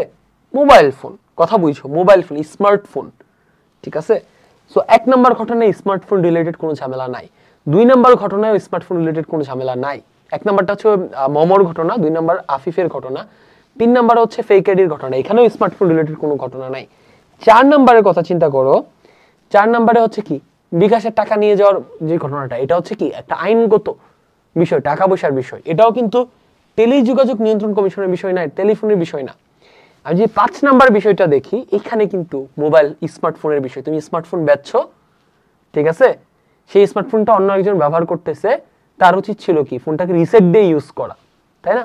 তো তোমার ফোনের IMEI নাম্বারটা কিন্তু তোমার কাছে থাকতে পারে। তুমি জাস্ট BTRC কে যদি বলো যে এই IMEI নাম্বারওয়ালা ফোনটা আমার ছিল, তার কাছে বেচছি, সে আমার সাথে এরকম অকাজ করতেছে, ফোনটা একটু ব্লক করে দেন, এইখানে সে অভিযোগ করতে পারে তার কাগজপত্র সহ, যে দেখেন এই ফোনে আমার কাগজপত্র আছে, এটা একটা ব্যবস্থা নেন। সেটা 5 নাম্বার। 6 নাম্বার কি ছিল? 6 নাম্বার ছিল হচ্ছে কাপড় চোপড় নিয়ে ঝামেলা হয়েছিল। 2 নাম্বার কাপড় দিচ্ছে, এটা ভোক্তা অধিকার আর ভোক্তার যেই ভোক্তা অধিদপ্তরে সে অভিযোগ করতে পারে এটা, তাই না? আচ্ছা, এটাও না। ওকে, ডান। তারপর আমরা দেখি বিষয়টি গোপন রেখে কারোর সাথেই শেয়ার করব না। দেখো 1 নম্বর ঘটনাটা তোমার শেয়ার করা উচিত। তোমার বিরুদ্ধে সাইবার স্টকিং হচ্ছে, অন্য একটা আইডি উল্টাপাল্টা তথ্য ছড়াচ্ছে। 2 নাম্বার ক্ষেত্রে তোমার আইডি থেকে উল্টাপাল্টা পোস্ট দিচ্ছে, অবশ্যই শেয়ার করা উচিত। 3 নাম্বার ক্ষেত্রে ফেক আইডি বানানো হয়েছে, অবশ্যই শেয়ার করা উচিত। 4 নাম্বার ক্ষেত্রে কারণ না, এখানে কিন্তু মা বাপ বলে নাই, বলছে কারণ না কারোর সাথে শেয়ার করব না, এটা তো সিভিয়ার বিষয়, তুমি বন্ধুদের সাথে শেয়ার করো। 4 নাম্বার ঘটনা হচ্ছে বিকাশের টাকা লয়ে গেছে। 5 নাম্বার ঘটনা হচ্ছে কি, ওই যে মোবাইল ফোন বেচছো কিন্তু লগ আউট করতে ভুলে গেছো। 6 নাম্বার ঘটনা হচ্ছে বিকাশের 6 নাম্বার ঘটনা হচ্ছে ওই যে উল্টাপাল্টা শার্ট দিয়েছে, 2 নাম্বার শার্ট দিয়েছে। প্রত্যেকটা ঘটনার ক্ষেত্রেই তুমি কিন্তু চাইলে খুব কাছের বন্ধুর সাথে শেয়ার করতে পারো, সে কিন্তু তোমাকে ভালো কোনো বুদ্ধি দিতে পারবে। সো এই কাজটা করো না যে বিষয়টি গোপন রেখে কারোর সাথে শেয়ার করবো না, তাহলে ভেতরে তোমার উপর চাপ বাড়বে, তুমি ডিপ্রেসড হয়ে যাবে। সো এটা আমরা কোনো ধাপেই করবো না, আমরা সব ক্ষেত্রেই আমার বন্ধুর সাথে শেয়ার করার চেষ্টা করব, খুব কাছের বন্ধু। ওকে, হয়তো মা বাবার ক্ষেত্রে কোনটা জানাবো না, এটা ম্যাটার করবে, কারণ মা বাবা কিছু কিছু ক্ষেত্রে ট্রান্সফার হয়ে যেতে পারে। ওকে, আচ্ছা, নিকটস্থ থানায় সাধারণ ডায়েরি কিংবা জিডি করব। এটা কোন ক্ষেত্রে করব? যে ক্ষেত্রে আমার আইডেন্টিটি ইউজ করে অপরাধ করার সুযোগ থাকে, কিংবা যে ক্ষেত্রে টাকা পয়সা জড়িত, ওই ক্ষেত্রে আমি থানায় সাধারণ জিডি করব। তাহলে 1 নাম্বার, আমার নামে উল্টাপাল্টা তথ্য ছড়াচ্ছে, কে ছড়াচ্ছে এটা? সে সাইবার বুলিং করতেছে, অবশ্যই তার নামে জিডি করা উচিত হবে। তাহলে 1 নম্বরে আমরা করব। 2 নাম্বার, আমার আইডিতে লগ ইন করছস, কত বড় সাহস, অনধিকার প্রবেশ, অবশ্যই জিডি করব। 3 নাম্বার ঘটনা, আমার নামে ফেক আইডি করছস, অপরাধ, সাইবার ক্রাইম, তার নামেও কি জিডি করব। 4 নাম্বার, আমার বিকাশের টাকা লয়ে গেছে, অবভিয়াসলি জিডি করব। 5 নাম্বার, আমার ফোনটা বেচছি, লগ ইন করা ছিল আমার ফেসবুক আইডি, ইমেল, সেইগুলো থেকে মানুষের কাছে টাকা পয়সা ধার যাচ্ছে, এখানে আমার দোষ, আমি কেন লগ আউট করলাম না, এখন আমি লগ আউট করে দিব, এটার জন্য থানায় জিডি করার দরকার নাই, ঠিক আছে? আচ্ছা, 6 নাম্বার, উল্টাপাল্টা শার্ট দিয়েছে, এটা তো থানার কাহিনী না, এটা হচ্ছে ভোক্তা অধিকার সংরক্ষণের একটা অধিদপ্তর বা কিছু একটা আছে, কি জানি তুমি ক্লাস, আমি দাঁড়াও এটা একটু সার্চ করে দেখি, অ্যাকচুয়াল নামটা তোমাদেরকে আমি বলি, ভোক্তা অধিকার সংরক্ষণ, নামটা হচ্ছে জাতীয় ভোক্তা অধিকার সংরক্ষণ অধিদপ্তর। এদের একটা হেল্পলাইন নাম্বার আছে, ওখানে ফোন দিয়ে যে কোনো জায়গায় তোমার সাথে যদি কোনো প্রোডাক্ট নিয়ে ঝামেলা করে, ধরো তো কোনো একটা প্রোডাক্টের অ্যাকচুয়াল দাম 50 টাকা, তোমার কাছে বেচতেছে 150 টাকায়, তুমি অভিযোগ করতে পারবা। কোনো একটা প্রোডাক্টের মেয়াদ 2 দিন আগে শেষ বা 1 মাস আগে শেষ, তোমার কাছে স্টিল এটা বেচতেছে, তুমি অভিযোগ করতে পারবা, ঠিক আছে? খাবারের সাথে ভেজাল দিলে অভিযোগ করতে পারবা, এটা তোমাদেরকে জানাই রাখলাম। ওকে, আচ্ছা, ডান। সেটা গুগল করলে এদের নাম্বারটা পাওয়া যাবে। তাইলে নিকটস্থ থানায় আমরা ডায়েরি করব কোন কোন ক্ষেত্রে বলো তো? আমরা ডায়েরি করব 1, 2, 3, 4 এর ক্ষেত্রে। এগুলাকে আমরা যে এখন যে কাজটা করতেছি এটাকে বলে কেস স্টাডি করা, বুঝছো? এই কেস স্টাডিতে যে যত ভালো তোমরা তোমাদের লেটার লাইফে বিভিন্ন জিনিসপত্র অ্যানালাইসিসে অনেক ভালো করবে, বুঝছো? আচ্ছা, ভোক্তা অধিকারের চর্চা করব। সো ভোক্তা অধিকারের চর্চাটা কোথায় করতে হবে? একদম 6 নাম্বারটাতে। ওকে, অন্য কোনো ক্ষেত্রে করার দরকার নেই। অপরাধের প্রমাণগুলো সংগ্রহ করব। সো এটা কোন ক্ষেত্রে? দেখো, প্রথম ক্ষেত্রে সে তার আইডি থেকেই তোমার নামে উল্টাপাল্টা জিনিসপত্র ছড়াচ্ছে। সো যদি এখানে কোনো অপরাধ হয়, সেই ঝামেলায় পড়বে, তাই না? তো তুমি এখানে কোনো ঝামেলায় পড়বা না। ওকে, এখানে তার অপরাধের প্রমাণ সংরক্ষণ করার দরকার নাই। 2 নাম্বার, তোমার আইডিতে লগ ইন করে কি তোমার নামে একটা পোস্ট দিচ্ছে উল্টাপাল্টা, তুমি জানো না অ্যাকচুয়ালি এটা কে করছে, সো এখানে অপরাধের প্রমাণ সংগ্রহ করার সুযোগ নাই। 3 নাম্বার, ফেক আইডি খুলছে, ঠিক আছে? সো এইখানে কিন্তু তোমার নামে আইডি খুলে সে কিন্তু সিভিয়ার অপরাধ করতে পারে, যেটার কারণে মানুষ মনে করতে পারে তুমিও ওই অপরাধ করছো, তোমাকে কিন্তু জেলে পাঠাইতে পারে। এইখানে অপরাধগুলোর প্রমাণ সংগ্রহ করতে হবে যে এটা আমার আইডি না, এই হচ্ছে প্রমাণ, আমার অরিজিনাল আইডি হচ্ছে এটা, দেখেন প্রমাণ। এটা ক্ষেত্রে প্রমাণ সংগ্রহ করতে হবে। 4 নাম্বার, বিকাশের নিয়ে গেছে, টাকা নিয়ে গেছে, এটা অলরেডি প্রমাণ আছে যে উল্টাপাল্টা একটা নাম্বার থেকে ফোন দিয়ে এটা বলে টাকা নিয়ে গেছে। এটার ক্ষেত্রে তোমার প্রমাণ সংগ্রহ করে লাভ নাই, তুমি জাস্ট টাকাটা বাঁচানোর জন্য কি থানায় করতে পারো, তাই না? র্যাবের ওয়েবসাইটে অভিযোগ করতে পারো। 5 নাম্বার, মোবাইল ফোনে লগ আউট করো নাই, এখানেও কোনো অপরাধ এখনো হয় নাই, তোমার দোষের কারণে সে তোমার আইডিতে অ্যাক্সেস পেয়েছে, এটাও দরকার নেই অপরাধের প্রমাণ সংগ্রহ করার। তারপরে ফাইনালি 6 নাম্বারটা, এখানেও কোনো সিভিয়ার অপরাধ হয় নাই, বা অলরেডি তোমার হাতে এখানেও কোনো অপরাধ করে নাই, জাস্ট একটা আইন লঙ্ঘন করছে, ঠিক আছে? ভোক্তা অধিকার সংরক্ষণ করে নাই সে, সো এটার ক্ষেত্রে তেমন অপরাধ করার দরকার নেই। তাহলে এই ছিল হচ্ছে আমাদের কেস স্টাডি। আমি আবার একটু দাঁড়াই, আসো আমরা নেক্সটে যাই। আমাদের এই সেশনে আর কি আছে আমরা একটু দেখি। তার আগে এবার এই আইফোনটা অফ হয়ে যেতে পারে, এটা আমি চার্জে লাগাইনি।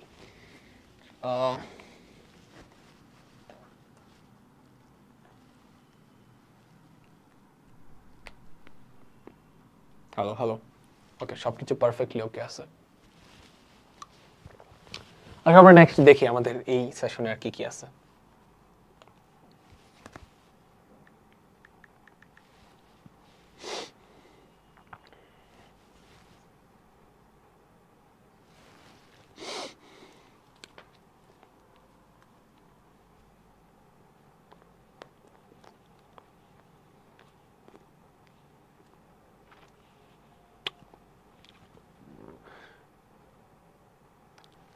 আচ্ছা, কি বলতেছে দেখি। বাংলাদেশে তথ্য নিরাপত্তা ও সাইবার নিরাপত্তা নিশ্চিত করার জন্য বেশ কিছু নীতিমালা ও আইন রয়েছে। সেগুলোর মধ্যে উল্লেখযোগ্য কয়েকটি হচ্ছে তথ্য ও যোগাযোগ প্রযুক্তি আইন 2006, সাইবার সিকিউরিটি স্ট্র্যাটেজি 2014, তথ্য নিরাপত্তা পলিসি গাইডলাইন 2014, তথ্য ও যোগাযোগ প্রযুক্তি নীতিমালা 2018, ডিজিটাল নিরাপত্তা আইন 2018। সো এই আইনগুলোর ডিটেলস যেহেতু তোমাদের বইয়ে দেওয়া নাই, আমরা এখন ডিটেলসে যাচ্ছি না এই ক্লাসে, বাট আমি তোমাদেরকে অনুরোধ করব তোমরা প্রত্যেকটা বাংলায় লিখে সার্চ করবা, ঠিক আছে? গুগলে গিয়ে সার্চ করবা, করে প্রত্যেকটা আইন সম্পর্কে তুমি জেনে রাখবা, তোমার ফ্যামিলিকে জানাবা, তোমার বন্ধু বান্ধবকে জানাবা, অথবা তুমি জেনে রাখলে কখন কার লাইফে তুমি এই আইনগুলা দিয়ে হেল্প করতে পারো বলা যায় না, ঠিক আছে? জেনে রাখবা। সার্চ কেমনে করবো আমি তোমাদেরকে দেখাই দিচ্ছি, তোমরা ওইভাবে সার্চ করবা প্রত্যেকটা। হ্যাঁ, আমি বিস্তারিততে যাচ্ছি না। এই যে দেখো, ক্রমে যাবা,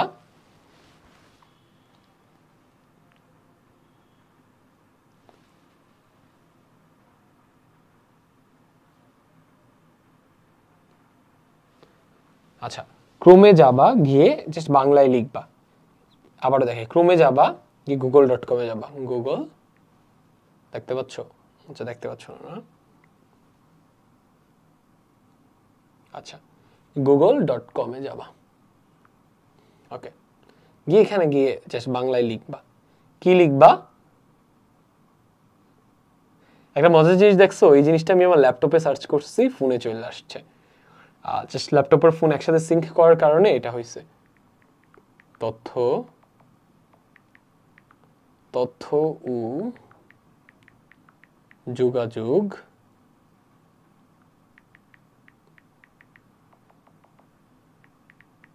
প্রযুক্তি আইন 2006 সার্চ করলাম, চলে আসছে। সো এখান থেকে তুমি এটা এখানে গেলেই যে lodge of Bangladesh bdlaws.ministry of law এখানে সব চলে আসতেছে।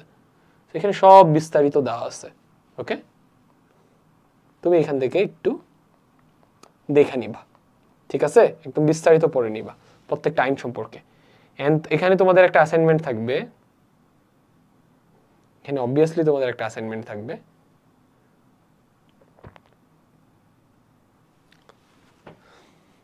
আচ্ছা, এটার এখানকার এই ছকটা কিন্তু আমি সমাধান করে দিছি, এটা আর তোমাদের করার দরকার নাই। ওকে, আচ্ছা, এই কাজটা এটা হচ্ছে আমাদের এই সেশনের ওয়ার্ক 2। এই আইনগুলো সম্পর্কে একটু বিস্তারিত জেনে প্রত্যেকটা আইন সম্পর্কে একটু লিখে ছোট করে সামারি আকারে লিখে আমাদের গ্রুপে পোস্ট করবা, আমাকে মেনশন করবা, ঠিক আছে? আচ্ছা, আমরা এই সকল আইনের কথা মনে রাখবো এবং যদি কখনো আমরা কোনো ব্যক্তিগত তথ্য হারানোর ঝুঁকিতে পড়ি অথবা সাইবার আক্রমণের শিকার হই তবে আমরা এই আইনগুলো জেনে সঠিকভাবে সচেতন হব। এই আইনগুলো থেকে আমাদের করণীয় সম্পর্কেও জানতে পারবো। ওকে, এবার চলো আমরা জেনে নেই বাংলাদেশে কেউ তার ব্যক্তিগত তথ্য হারানোর ঝুঁকিতে পড়লে কিংবা কোনো সাইবার অপরাধের শিকার হলে কি ধরনের পদক্ষেপ নিতে হবে। অনেকগুলো পদক্ষেপ আছে, এর মধ্যে একটা পদক্ষেপ থানায় কেন জিডি করতে হয় বাসায় বসে অনলাইনে, এটা আমরা দেখব। প্রথমেই আমরা এই ধরনের ঘটনার শিকার হলে তা নিজের মধ্যে না রেখে মা বাবা এমনকি শিক্ষককে জানিয়ে খুব দ্রুত নিকটস্থ থানায় একটি সাধারণ ডায়েরি, এটাকে বলা হচ্ছে জেনারেল ডায়েরি কিংবা সংক্ষেপে জিডি। আমরা একটা জিডি করব, ঠিক আছে? জিডিটা কেমনে করতে পারি? এবার চলো একটি সাধারণ ডায়েরিতে জিডি আবেদনটি কিভাবে লিখতে হয় তা দেখে নিই। থানায় গেলে তুমি যখন বলবা যে আমি এই সমস্যায় পড়ছি, তুমি যে কোনো সমস্যায় পড়লেই থানায় গিয়ে বললে কিন্তু ওরা জিডি নিবে না। এটা একটা আইনগত ভিত্তি থাকা লাগবে যে তুমি এই সমস্যায় পড়ছো, এটা আইনগত একটা ভিত্তি আছে, তখন তারা বলবে ঠিক আছে আমরা জিডিটা নিচ্ছি, ঠিক আছে? যখন ওরা রাজি হবে জিডিটা নিতে, একটা অভিযোগ নিতে, তোমাকে এরকম একটা ফর্ম দিবে থানা থেকে, ঠিক আছে? মূল্যায়ন উৎসবে কিন্তু এই ফর্মটাতে কি কি থাকে জানতে চাইবে। প্রথমে তোমাকে তারিখ লিখতে বলবে। ওই ফর্মে বেসিক্যালি ওই থানার ভারপ্রাপ্ত যে কর্মকর্তা, ঠিক আছে, ওসির কাছে তুমি আবেদন করবা, তোমার প্রবলেমটার বিস্তারিত জানাবা, অভিযোগ জানাবা। বরাবর ভারপ্রাপ্ত কর্মকর্তা এখানে থানার নাম থাকবে। বিষয় সাধারণ ডায়েরিকরণ প্রসঙ্গে জনাব সম্মানপূর্বক নিবেদন এই যে আমি নিম্ন স্বাক্ষরকারী, এখানে তোমার নাম, তোমার বয়স, তোমার যদি পিতা অথবা স্বামী যে কোনো একটা তো থাকলে এখানে লিখবা, না থাকলে ফাঁকা রাখবা। মাতার নাম থাকলে লিখবা, না থাকলে ফাঁকা রাখবা। সাং মানে হচ্ছে, তোমরা অনেকেই জানো না, সাং মানে হচ্ছে তুমি কোথায় থাকো, তোমার এলাকা, কথা বুঝছো? সেই এলাকাটা কোন থানার আন্ডারে পড়ছে, কোন জেলার আন্ডারে পড়ছে, ঠিক আছে? আচ্ছা, এই সাং মানে কিন্তু অ্যাকচুয়ালি তোমার কি গ্রামের বাড়ি, মানে তোমার অ্যাকচুয়াল ঠিকানা কোথায় ওইটা। আর বর্তমান তাহলে এটা কি, এটা যে পার্মানেন্ট অ্যাড্রেস। সাং মানে আমরা বলতে পারি পার্মানেন্ট,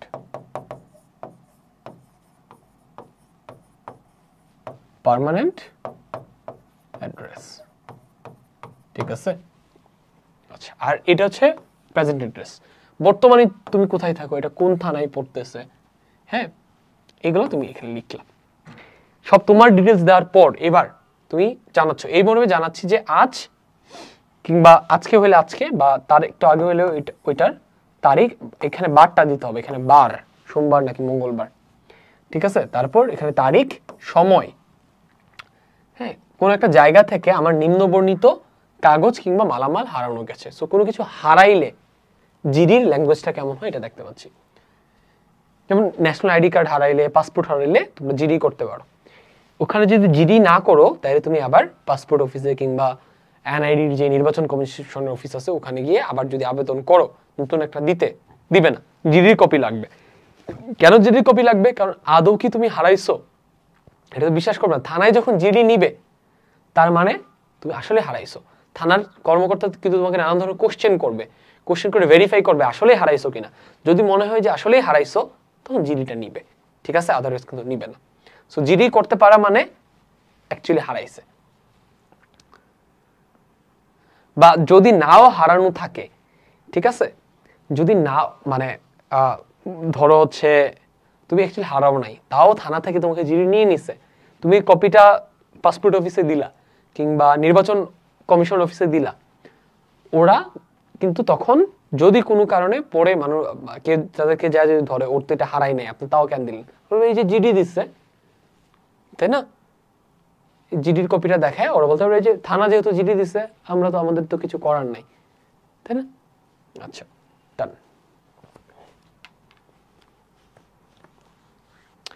এন্ড থানা জিডি করা মানে কি, থানা এটা নিয়ে তদন্ত করবে, তদন্ত করে যদি থানা কোনোভাবে জানতে পারে যে তুমি এটা হারাও নাই, ওই জিডির কপি দিয়ে কিন্তু তোমাকে ধরতে পারবে আবার, বুঝছো? এই জন্য জিডি ছাড়া তোমাকে কখনোই হারানো কাগজ ফেরত নতুন করে বানাই দিবে না। বর্ণনা যা হারিয়েছে কিংবা ঘটনা সংক্ষিপ্ত বিবরণ, এখানে তোমাকে কোথায় কেমনে কোন জিনিস হারাইছো ডিটেলস লিখতে হবে বা কি ঝামেলা হয়েছে। বিষয়টি থানায় অবগতির জন্য সাধারণ ডায়েরিভুক্ত করার অনুরোধ করছি। নিবেদক এখানে তোমার স্বাক্ষর দিতে হবে, আবেদনকারী স্বাক্ষর, তারপর তোমার এখানে পুরো নাম লিখতে হবে, ঠিকানা এখানে বর্তমান ঠিকানা হবে, ফোন নাম্বার।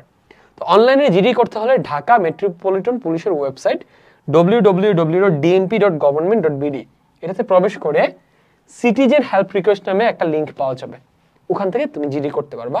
এইটাই এখন আমরা একদম হাতে নাতে দেখব।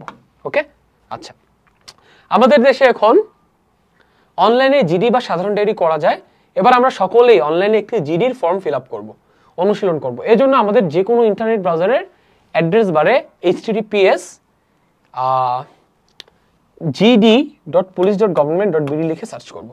তাইলে আমরা জিডি চাইলে ঢাকা মেট্রোপলিটন পুলিশের কাছে যদি জিডি করতে চাই এই অ্যাড্রেসে যেতে হবে, ঠিক আছে, গিয়ে সিটিজেন হেল্প রিকোয়েস্টে যেতে হবে। আর অন্য যে কোনো জায়গা থেকে জিডি করতে চাইলে gd.police.government.bd এটাতে যাইতে হবে, ঠিক আছে।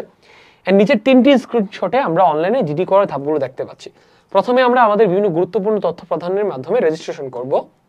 এখানে একটু দেখি, তাহলে জিডির ওয়েবসাইটে গেলে এরকম একটা পেজ আসবে, এখান থেকে আমরা এই যে রেজিস্ট্রেশন বাটনে চাপবো। চাপার পর এখানে আমাকে জিডি কেমনে করতে হয় ডিটেইলস বলবে, এগুলো আমরা পয়রা নিব ওখান থেকে, নির্দেশিকাটা পয়রা নিয়ে দেন আমরা রেজিস্ট্রেশন করব। রেজিস্ট্রেশন করে এখানে জিডির ওই যে ফর্মে যা যা দেখছি ওইরকম একটা ফর্ম আসবে, এখানে ফর্মে সব তথ্য দিব, দিয়ে আমরা সাবমিট করে দিব, তাইলেই জিডি হয়ে যাবে। এই পাঁচটা তুমি পড়লে কি জিডি রিলেটেড যা যা তোমার এখানে তথ্য দেওয়া দরকার এগুলো জানতে পারবা। ওকে, আচ্ছা, এগুলো পয়রা নিও, আগে থেকে যাই না রাখো, তাইলে ফ্যামিলির কেউ কিংবা তোমার কাছের কেউ কিংবা তুমি যদি কোনো ঝামেলায় পড়ো এইভাবে হেল্প চাইতে পারবা। ওকে, আচ্ছা, তাহলে জিডি আমরা জিডিটা কেমনে করতে হয় আমরা এখানে পড়ে এই জায়গাটাতে পড়ে যাচ্ছি, আমরা আসো আমরা হচ্ছে জিডিটা কেমনে করতে হয় আমরা এখন হাতে নাতে দেখবো। ওকে, চলো দেখে ফেলি। আচ্ছা, তাহলে এখন আমি হচ্ছে স্ক্রিনশট চালু করব, করে আমি চাইলে ফোন থেকে দেখাইতে পারতাম, বেসিক্যালি ল্যাপটপ থেকে প্রসেস যা ফোন থেকে একই প্রসেস, ঠিক আছে। আচ্ছা,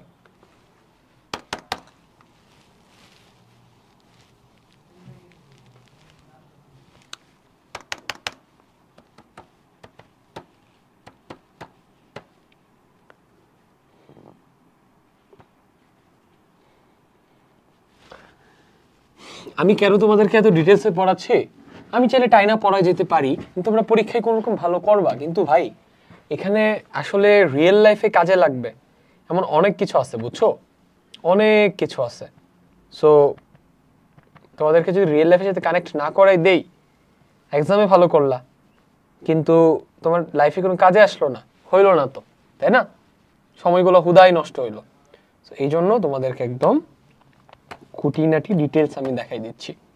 আস্তে ধীরে ক্লাস নেই, উইকে একটা করে চ্যাপ্টার আপলোড করি, বাট স্টিল তোমরা যাতে এখান থেকে উপকৃত হও আমরা অবশ্যই ওইটা সবার আগে মাথায় রাখি, ঠিক আছে। আচ্ছা, ওকে 8x3d ওকে, কানেক্ট করলাম, চলে আসছে। তাহলে আমাদেরকে জানি কোথায় যাইতে হবে, আমরা একটু অ্যাড্রেসটা দেখি।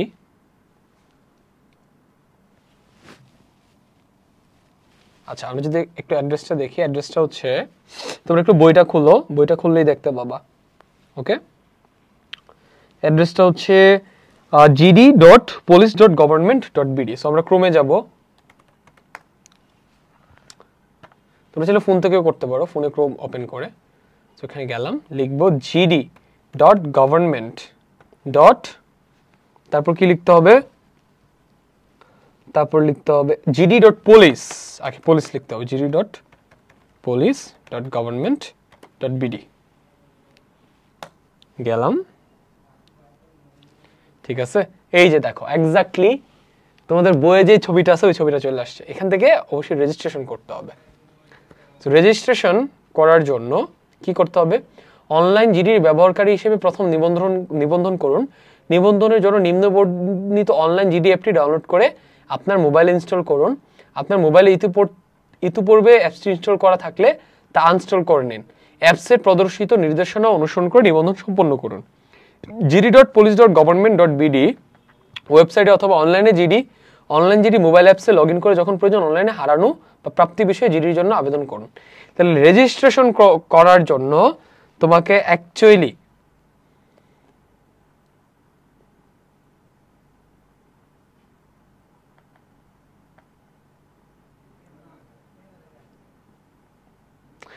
নিবন্ধন করতে চাইলে তোমার একটা অ্যাপ ডাউনলোড করতে হবে, বুঝছো, প্লে স্টোর থেকে। ওই অ্যাপটা ডাউনলোড করা ছাড়া তুমি নিবন্ধন করতে পারবা না। এটা কেন এমন করা হয়েছে, যাতে এদের অ্যাপের ডাউনলোড সংখ্যা বাড়ে, দ্যাটস ইট। একবার যখন ডাউনলোড করা হয়ে যাবে, রেজিস্ট্রেশন করা হয়ে যাবে, দেন তুমি এখান থেকে লগ ইন করতে পারবা, বা ফোন লগ ইন করে এখান থেকেও করতে পারবা, অথবা তুমি তোমার ফোন থেকেও করতে পারবা। ওকে, এটার কোনো অ্যাপল স্টোরে, এটার কোনো অ্যাপল অ্যাপ স্টোরে কোনো অ্যাপ নাই, গুগল প্লে স্টোর লাগবে। সো আমি দেখি পাশের রুম থেকে কারোর একটা অ্যান্ড্রয়েড ফোন এনে ডাউনলোড করে তোমাদেরকে দেখাই। দেখো এখানে আমরা হচ্ছে ডিরেক্ট একটা ট্যাবই নিয়ে আসছি। তো এখান থেকে আমরা প্লে স্টোরে যাব, আমরা এখানে ফোকাস করি।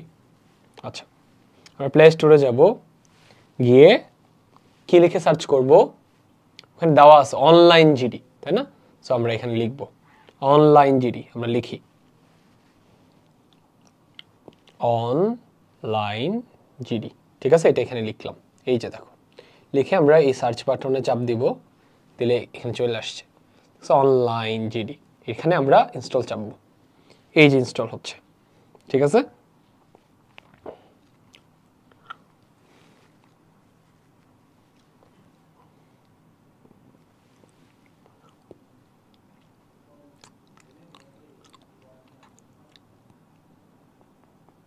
ইনস্টল হচ্ছে। ওকে, ডান। এবার আমরা ওপেন করব। এখান থেকে আমরা চাইলে রেজিস্ট্রেশন করতে পারি, যে বাংলাদেশ পুলিশের লোগো, সেই লোকেশনটা আমরা চালু করে দিই। ওকে, এখান থেকে দেখো, তোমাকে যদি আমি সম্পূর্ণ স্ক্রিনটা দেখাই, আমি এখান থেকে ধরে কাজ করি। সো এই যে অনলাইন জিডি, সো এই যে তুমি যখন নিবন্ধনে চাপ দিবা, সবার আগে তোমার ফোন নাম্বার জানতে চাইবে। সো আমি আমার ফোন নাম্বারটা এখানে দেই। নিবন্ধনটা কেমনে করতে হয় দেখি। এটা অটো ফোকাস স্ক্যান করতেছে না, ওকে করতেছে। তো আমি আমার ফোন নাম্বারটা দিই 0130200766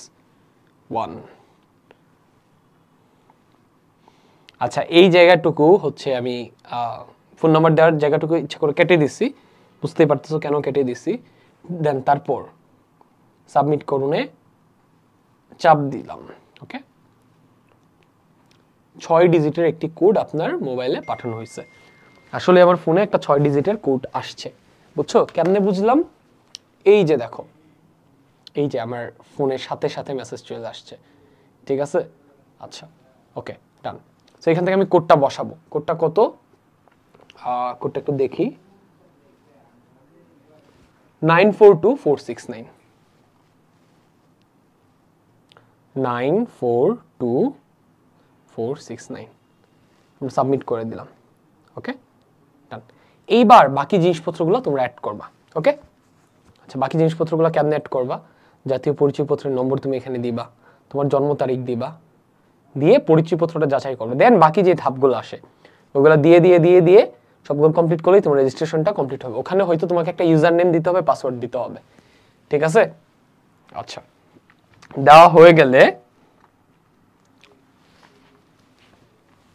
আমাদের রেজিস্ট্রেশনের কাজ শেষ হয়ে যাবে, ঠিক আছে। দেন আমরা কি করব? রেজিস্ট্রেশনের কাজ যখন আমাদের একবার শেষ হয়ে যাবে, তখন আমরা এখানে আসবো, প্রবেশ করুন কিংবা লগ ইনে আসবো। এসে এখানে আমরা ইউজার আইডি দিব, পাসওয়ার্ড দিব, দিলে কি লগ ইন হবে। ঠিক আছে, লগ ইন হবে। লগ ইন হওয়ার পর তারপর আমরা এই যে ব্যবহার নির্দেশিকা আছে, কোথায় এটা, এখান থেকে চাইলে আমরা ভিডিও নির্দেশিকা দেখতে পারি, দেখে বুঝে নিতে পারি কেমনে জিনিসটা করতে হয়। বা এখানে ভিডিওটা রিমুভ করা হয়ে গেছে।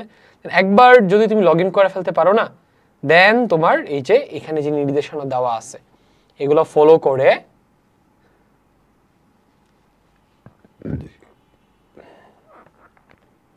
তুমি কি জিডি এখান থেকে করে ফেলতে পারবা।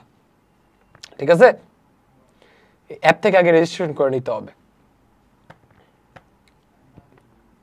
তুমি যদি আরো বিস্তারিত জানতে চাও, আমি একটা ইউটিউব ভিডিও তোমাদেরকে রেফার করে দিচ্ছি।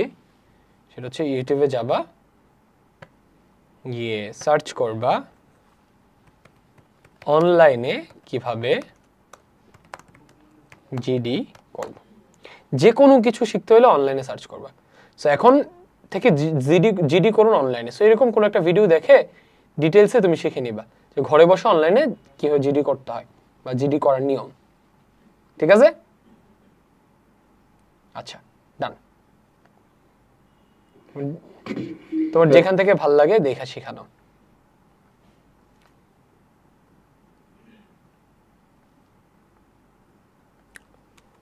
ডান, তাহলে আমরা স্ক্রিন শেয়ার অফ করতে পারি। স্টপ। জিডি কেমনে অনলাইনে করবা, এটা কেমনে হাতের, এটা কিন্তু একবার কমপ্লিট ফুল প্রসেসটা তোমরা একবার ট্রাই করবা। ঠিক আছে, ট্রাই করে তারপর সামনে আগাবা। ওকে, আচ্ছা কলম কোথায় রাখলাম, কলমটা নিয়ে আসি।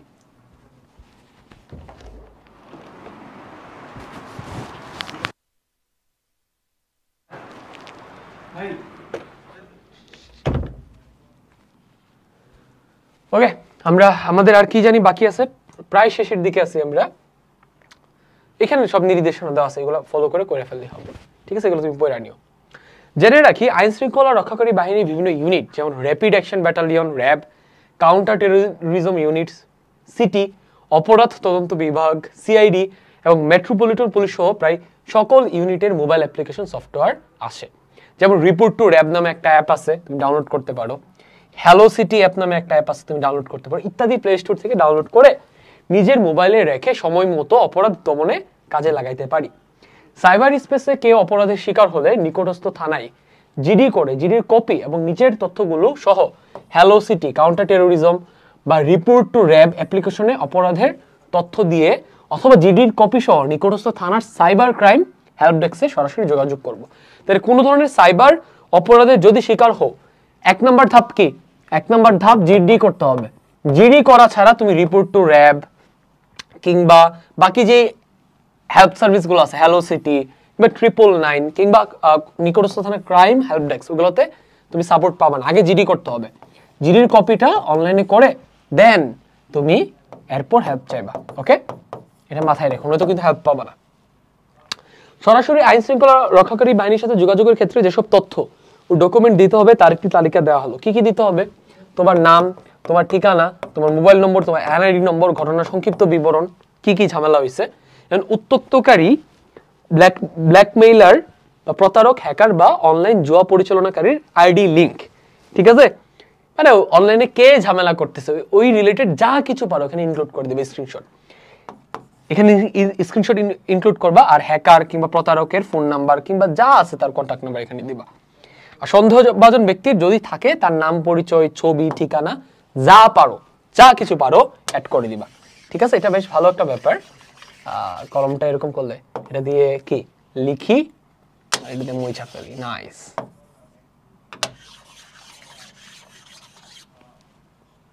ওকে, লিখতেছি এন্ড হাত দিয়ে মুছে ফেলতেছি। নাইস।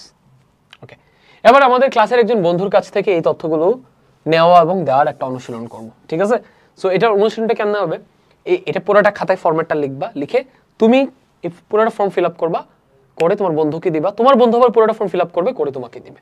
ঠিক আছে, আচ্ছা তাহলে এই ছিল হচ্ছে আমাদের সেশন 4। এই সাইবার জগৎটাকে নিরাপদ করার জন্য আমরা আইনগত কত ধরনের পদক্ষেপ নিতে পারি, এগুলার একদম বিস্তারিত মানে বাংলাদেশের প্রেক্ষাপটে কি নিতে পারি।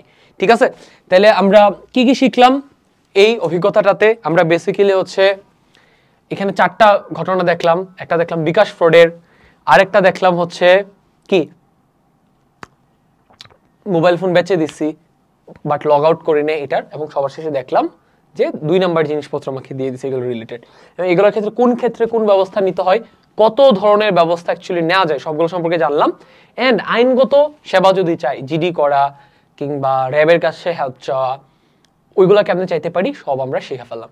সো আশা করি এখন আমরা এই সাইবার অপরাধ থেকে বাঁচার জন্য আগের চাইতে অনেক বেশি জানি, বা এখন যদি আমরা কোনো প্রবলেমে পড়ি এখন আমরা ইনস্ট্যান্ট এখানে যে পদ্ধতিগুলো দেখাইলাম এগুলোর মাধ্যমে পদক্ষেপ নিয়ে আমরা যে কোনো ধরনের সাইবার অপরাধের সমস্যা থেকে বাঁচতে পারি। ঠিক আছে, ওকে ডান। নেক্সট সেশনটাতে আমরা কি শিখব?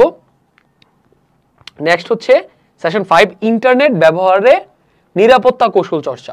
সো এই যে আমরা হচ্ছে দেখলাম যে সাইবার অপরাধের শিকার হইলে কত ধরনের আইনগত ব্যবস্থা নিতে পারি। ঠিক আছে, সমস্যাটা হওয়ার পর তুমি আইনের সহায়তা নিলা, বাট সমস্যাটা যাতে না হয় সেটার জন্য তোমার নিজের ব্যক্তিগত জায়গা থেকে কি কোনো কিছু করার নাই, নিজে সতর্ক থাকার কোনো ব্যবস্থা নাই। এগুলো তো এখানে কি, এখানে বেসিক্যালি আমরা এখানে আমরা প্রতিকার দেখলাম। অপরাধটা হয়ে গেছে তারপর তুমি প্রতিকার চাইলা, বাট তার আগেই যাতে অপরাধটা না হয় সেটার প্রতিরোধ করার ব্যবস্থা আছে না? অবভিয়াসলি আছে। ব্যক্তিগতভাবে সতর্ক থাকার অনেক পদ্ধতি আছে, সেই পদ্ধতিগুলা কি আমরা পরের সেশনটাতে জানবো। আসো শুরু করি। আচ্ছা, লাস্ট আমি একটু খেয়াল করলাম যে অনেকখানি অংশ ব্লার হয়েছিল, সো এখন আমি চাইলে এটা রেকর্ড করতে পারি। হ্যাঁ, আমি এটা কারেক্ট করতে পারি, বাট আমি এটা ইচ্ছা করেই করবো না। আমার হয়তো 5 মিনিট কিংবা 10 মিনিট লাগবে, আমি কেন করবো না, কারণ তোমাদেরকে একটা আমি মেসেজ দিতে চাই যে অলওয়েজ পারফেক্ট হইতে হয় না। এটুক অংশ ব্লার করা আছে, এটার কারণে তোমারও তেমন কোনো আহামরি ক্ষতি হবে না, আমারও তেমন কোনো আহামরি ক্ষতি হবে না। সো লাইফে এরকম কিছু ছোটখাটো জিনিসপত্র এরকম ব্লারই থাকে, বুঝছো, ঝামেলাপূর্ণ থাকে, ওইগুলা মানে সুযোগ থাকলেও ফিক্স করবে না। কেন ফিক্স করবে না?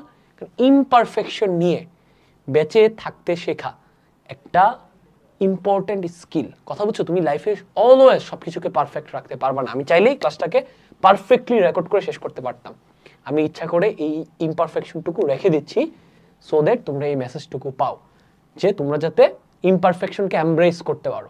ঠিক আছে, ওকে, আমি এটা কারেক্ট করবো না। অ্যান্ড তোমরা ব্লার্ড জায়গাটুকু মেইন বইটা দেখে, অ্যান্ড আমার ভয়েস তো শুনতে পাচ্ছিলা তাই না, এতটুকু দিয়ে কাজ চালাই নিবা। ওকে ডান, আল্লাহ হাফেজ।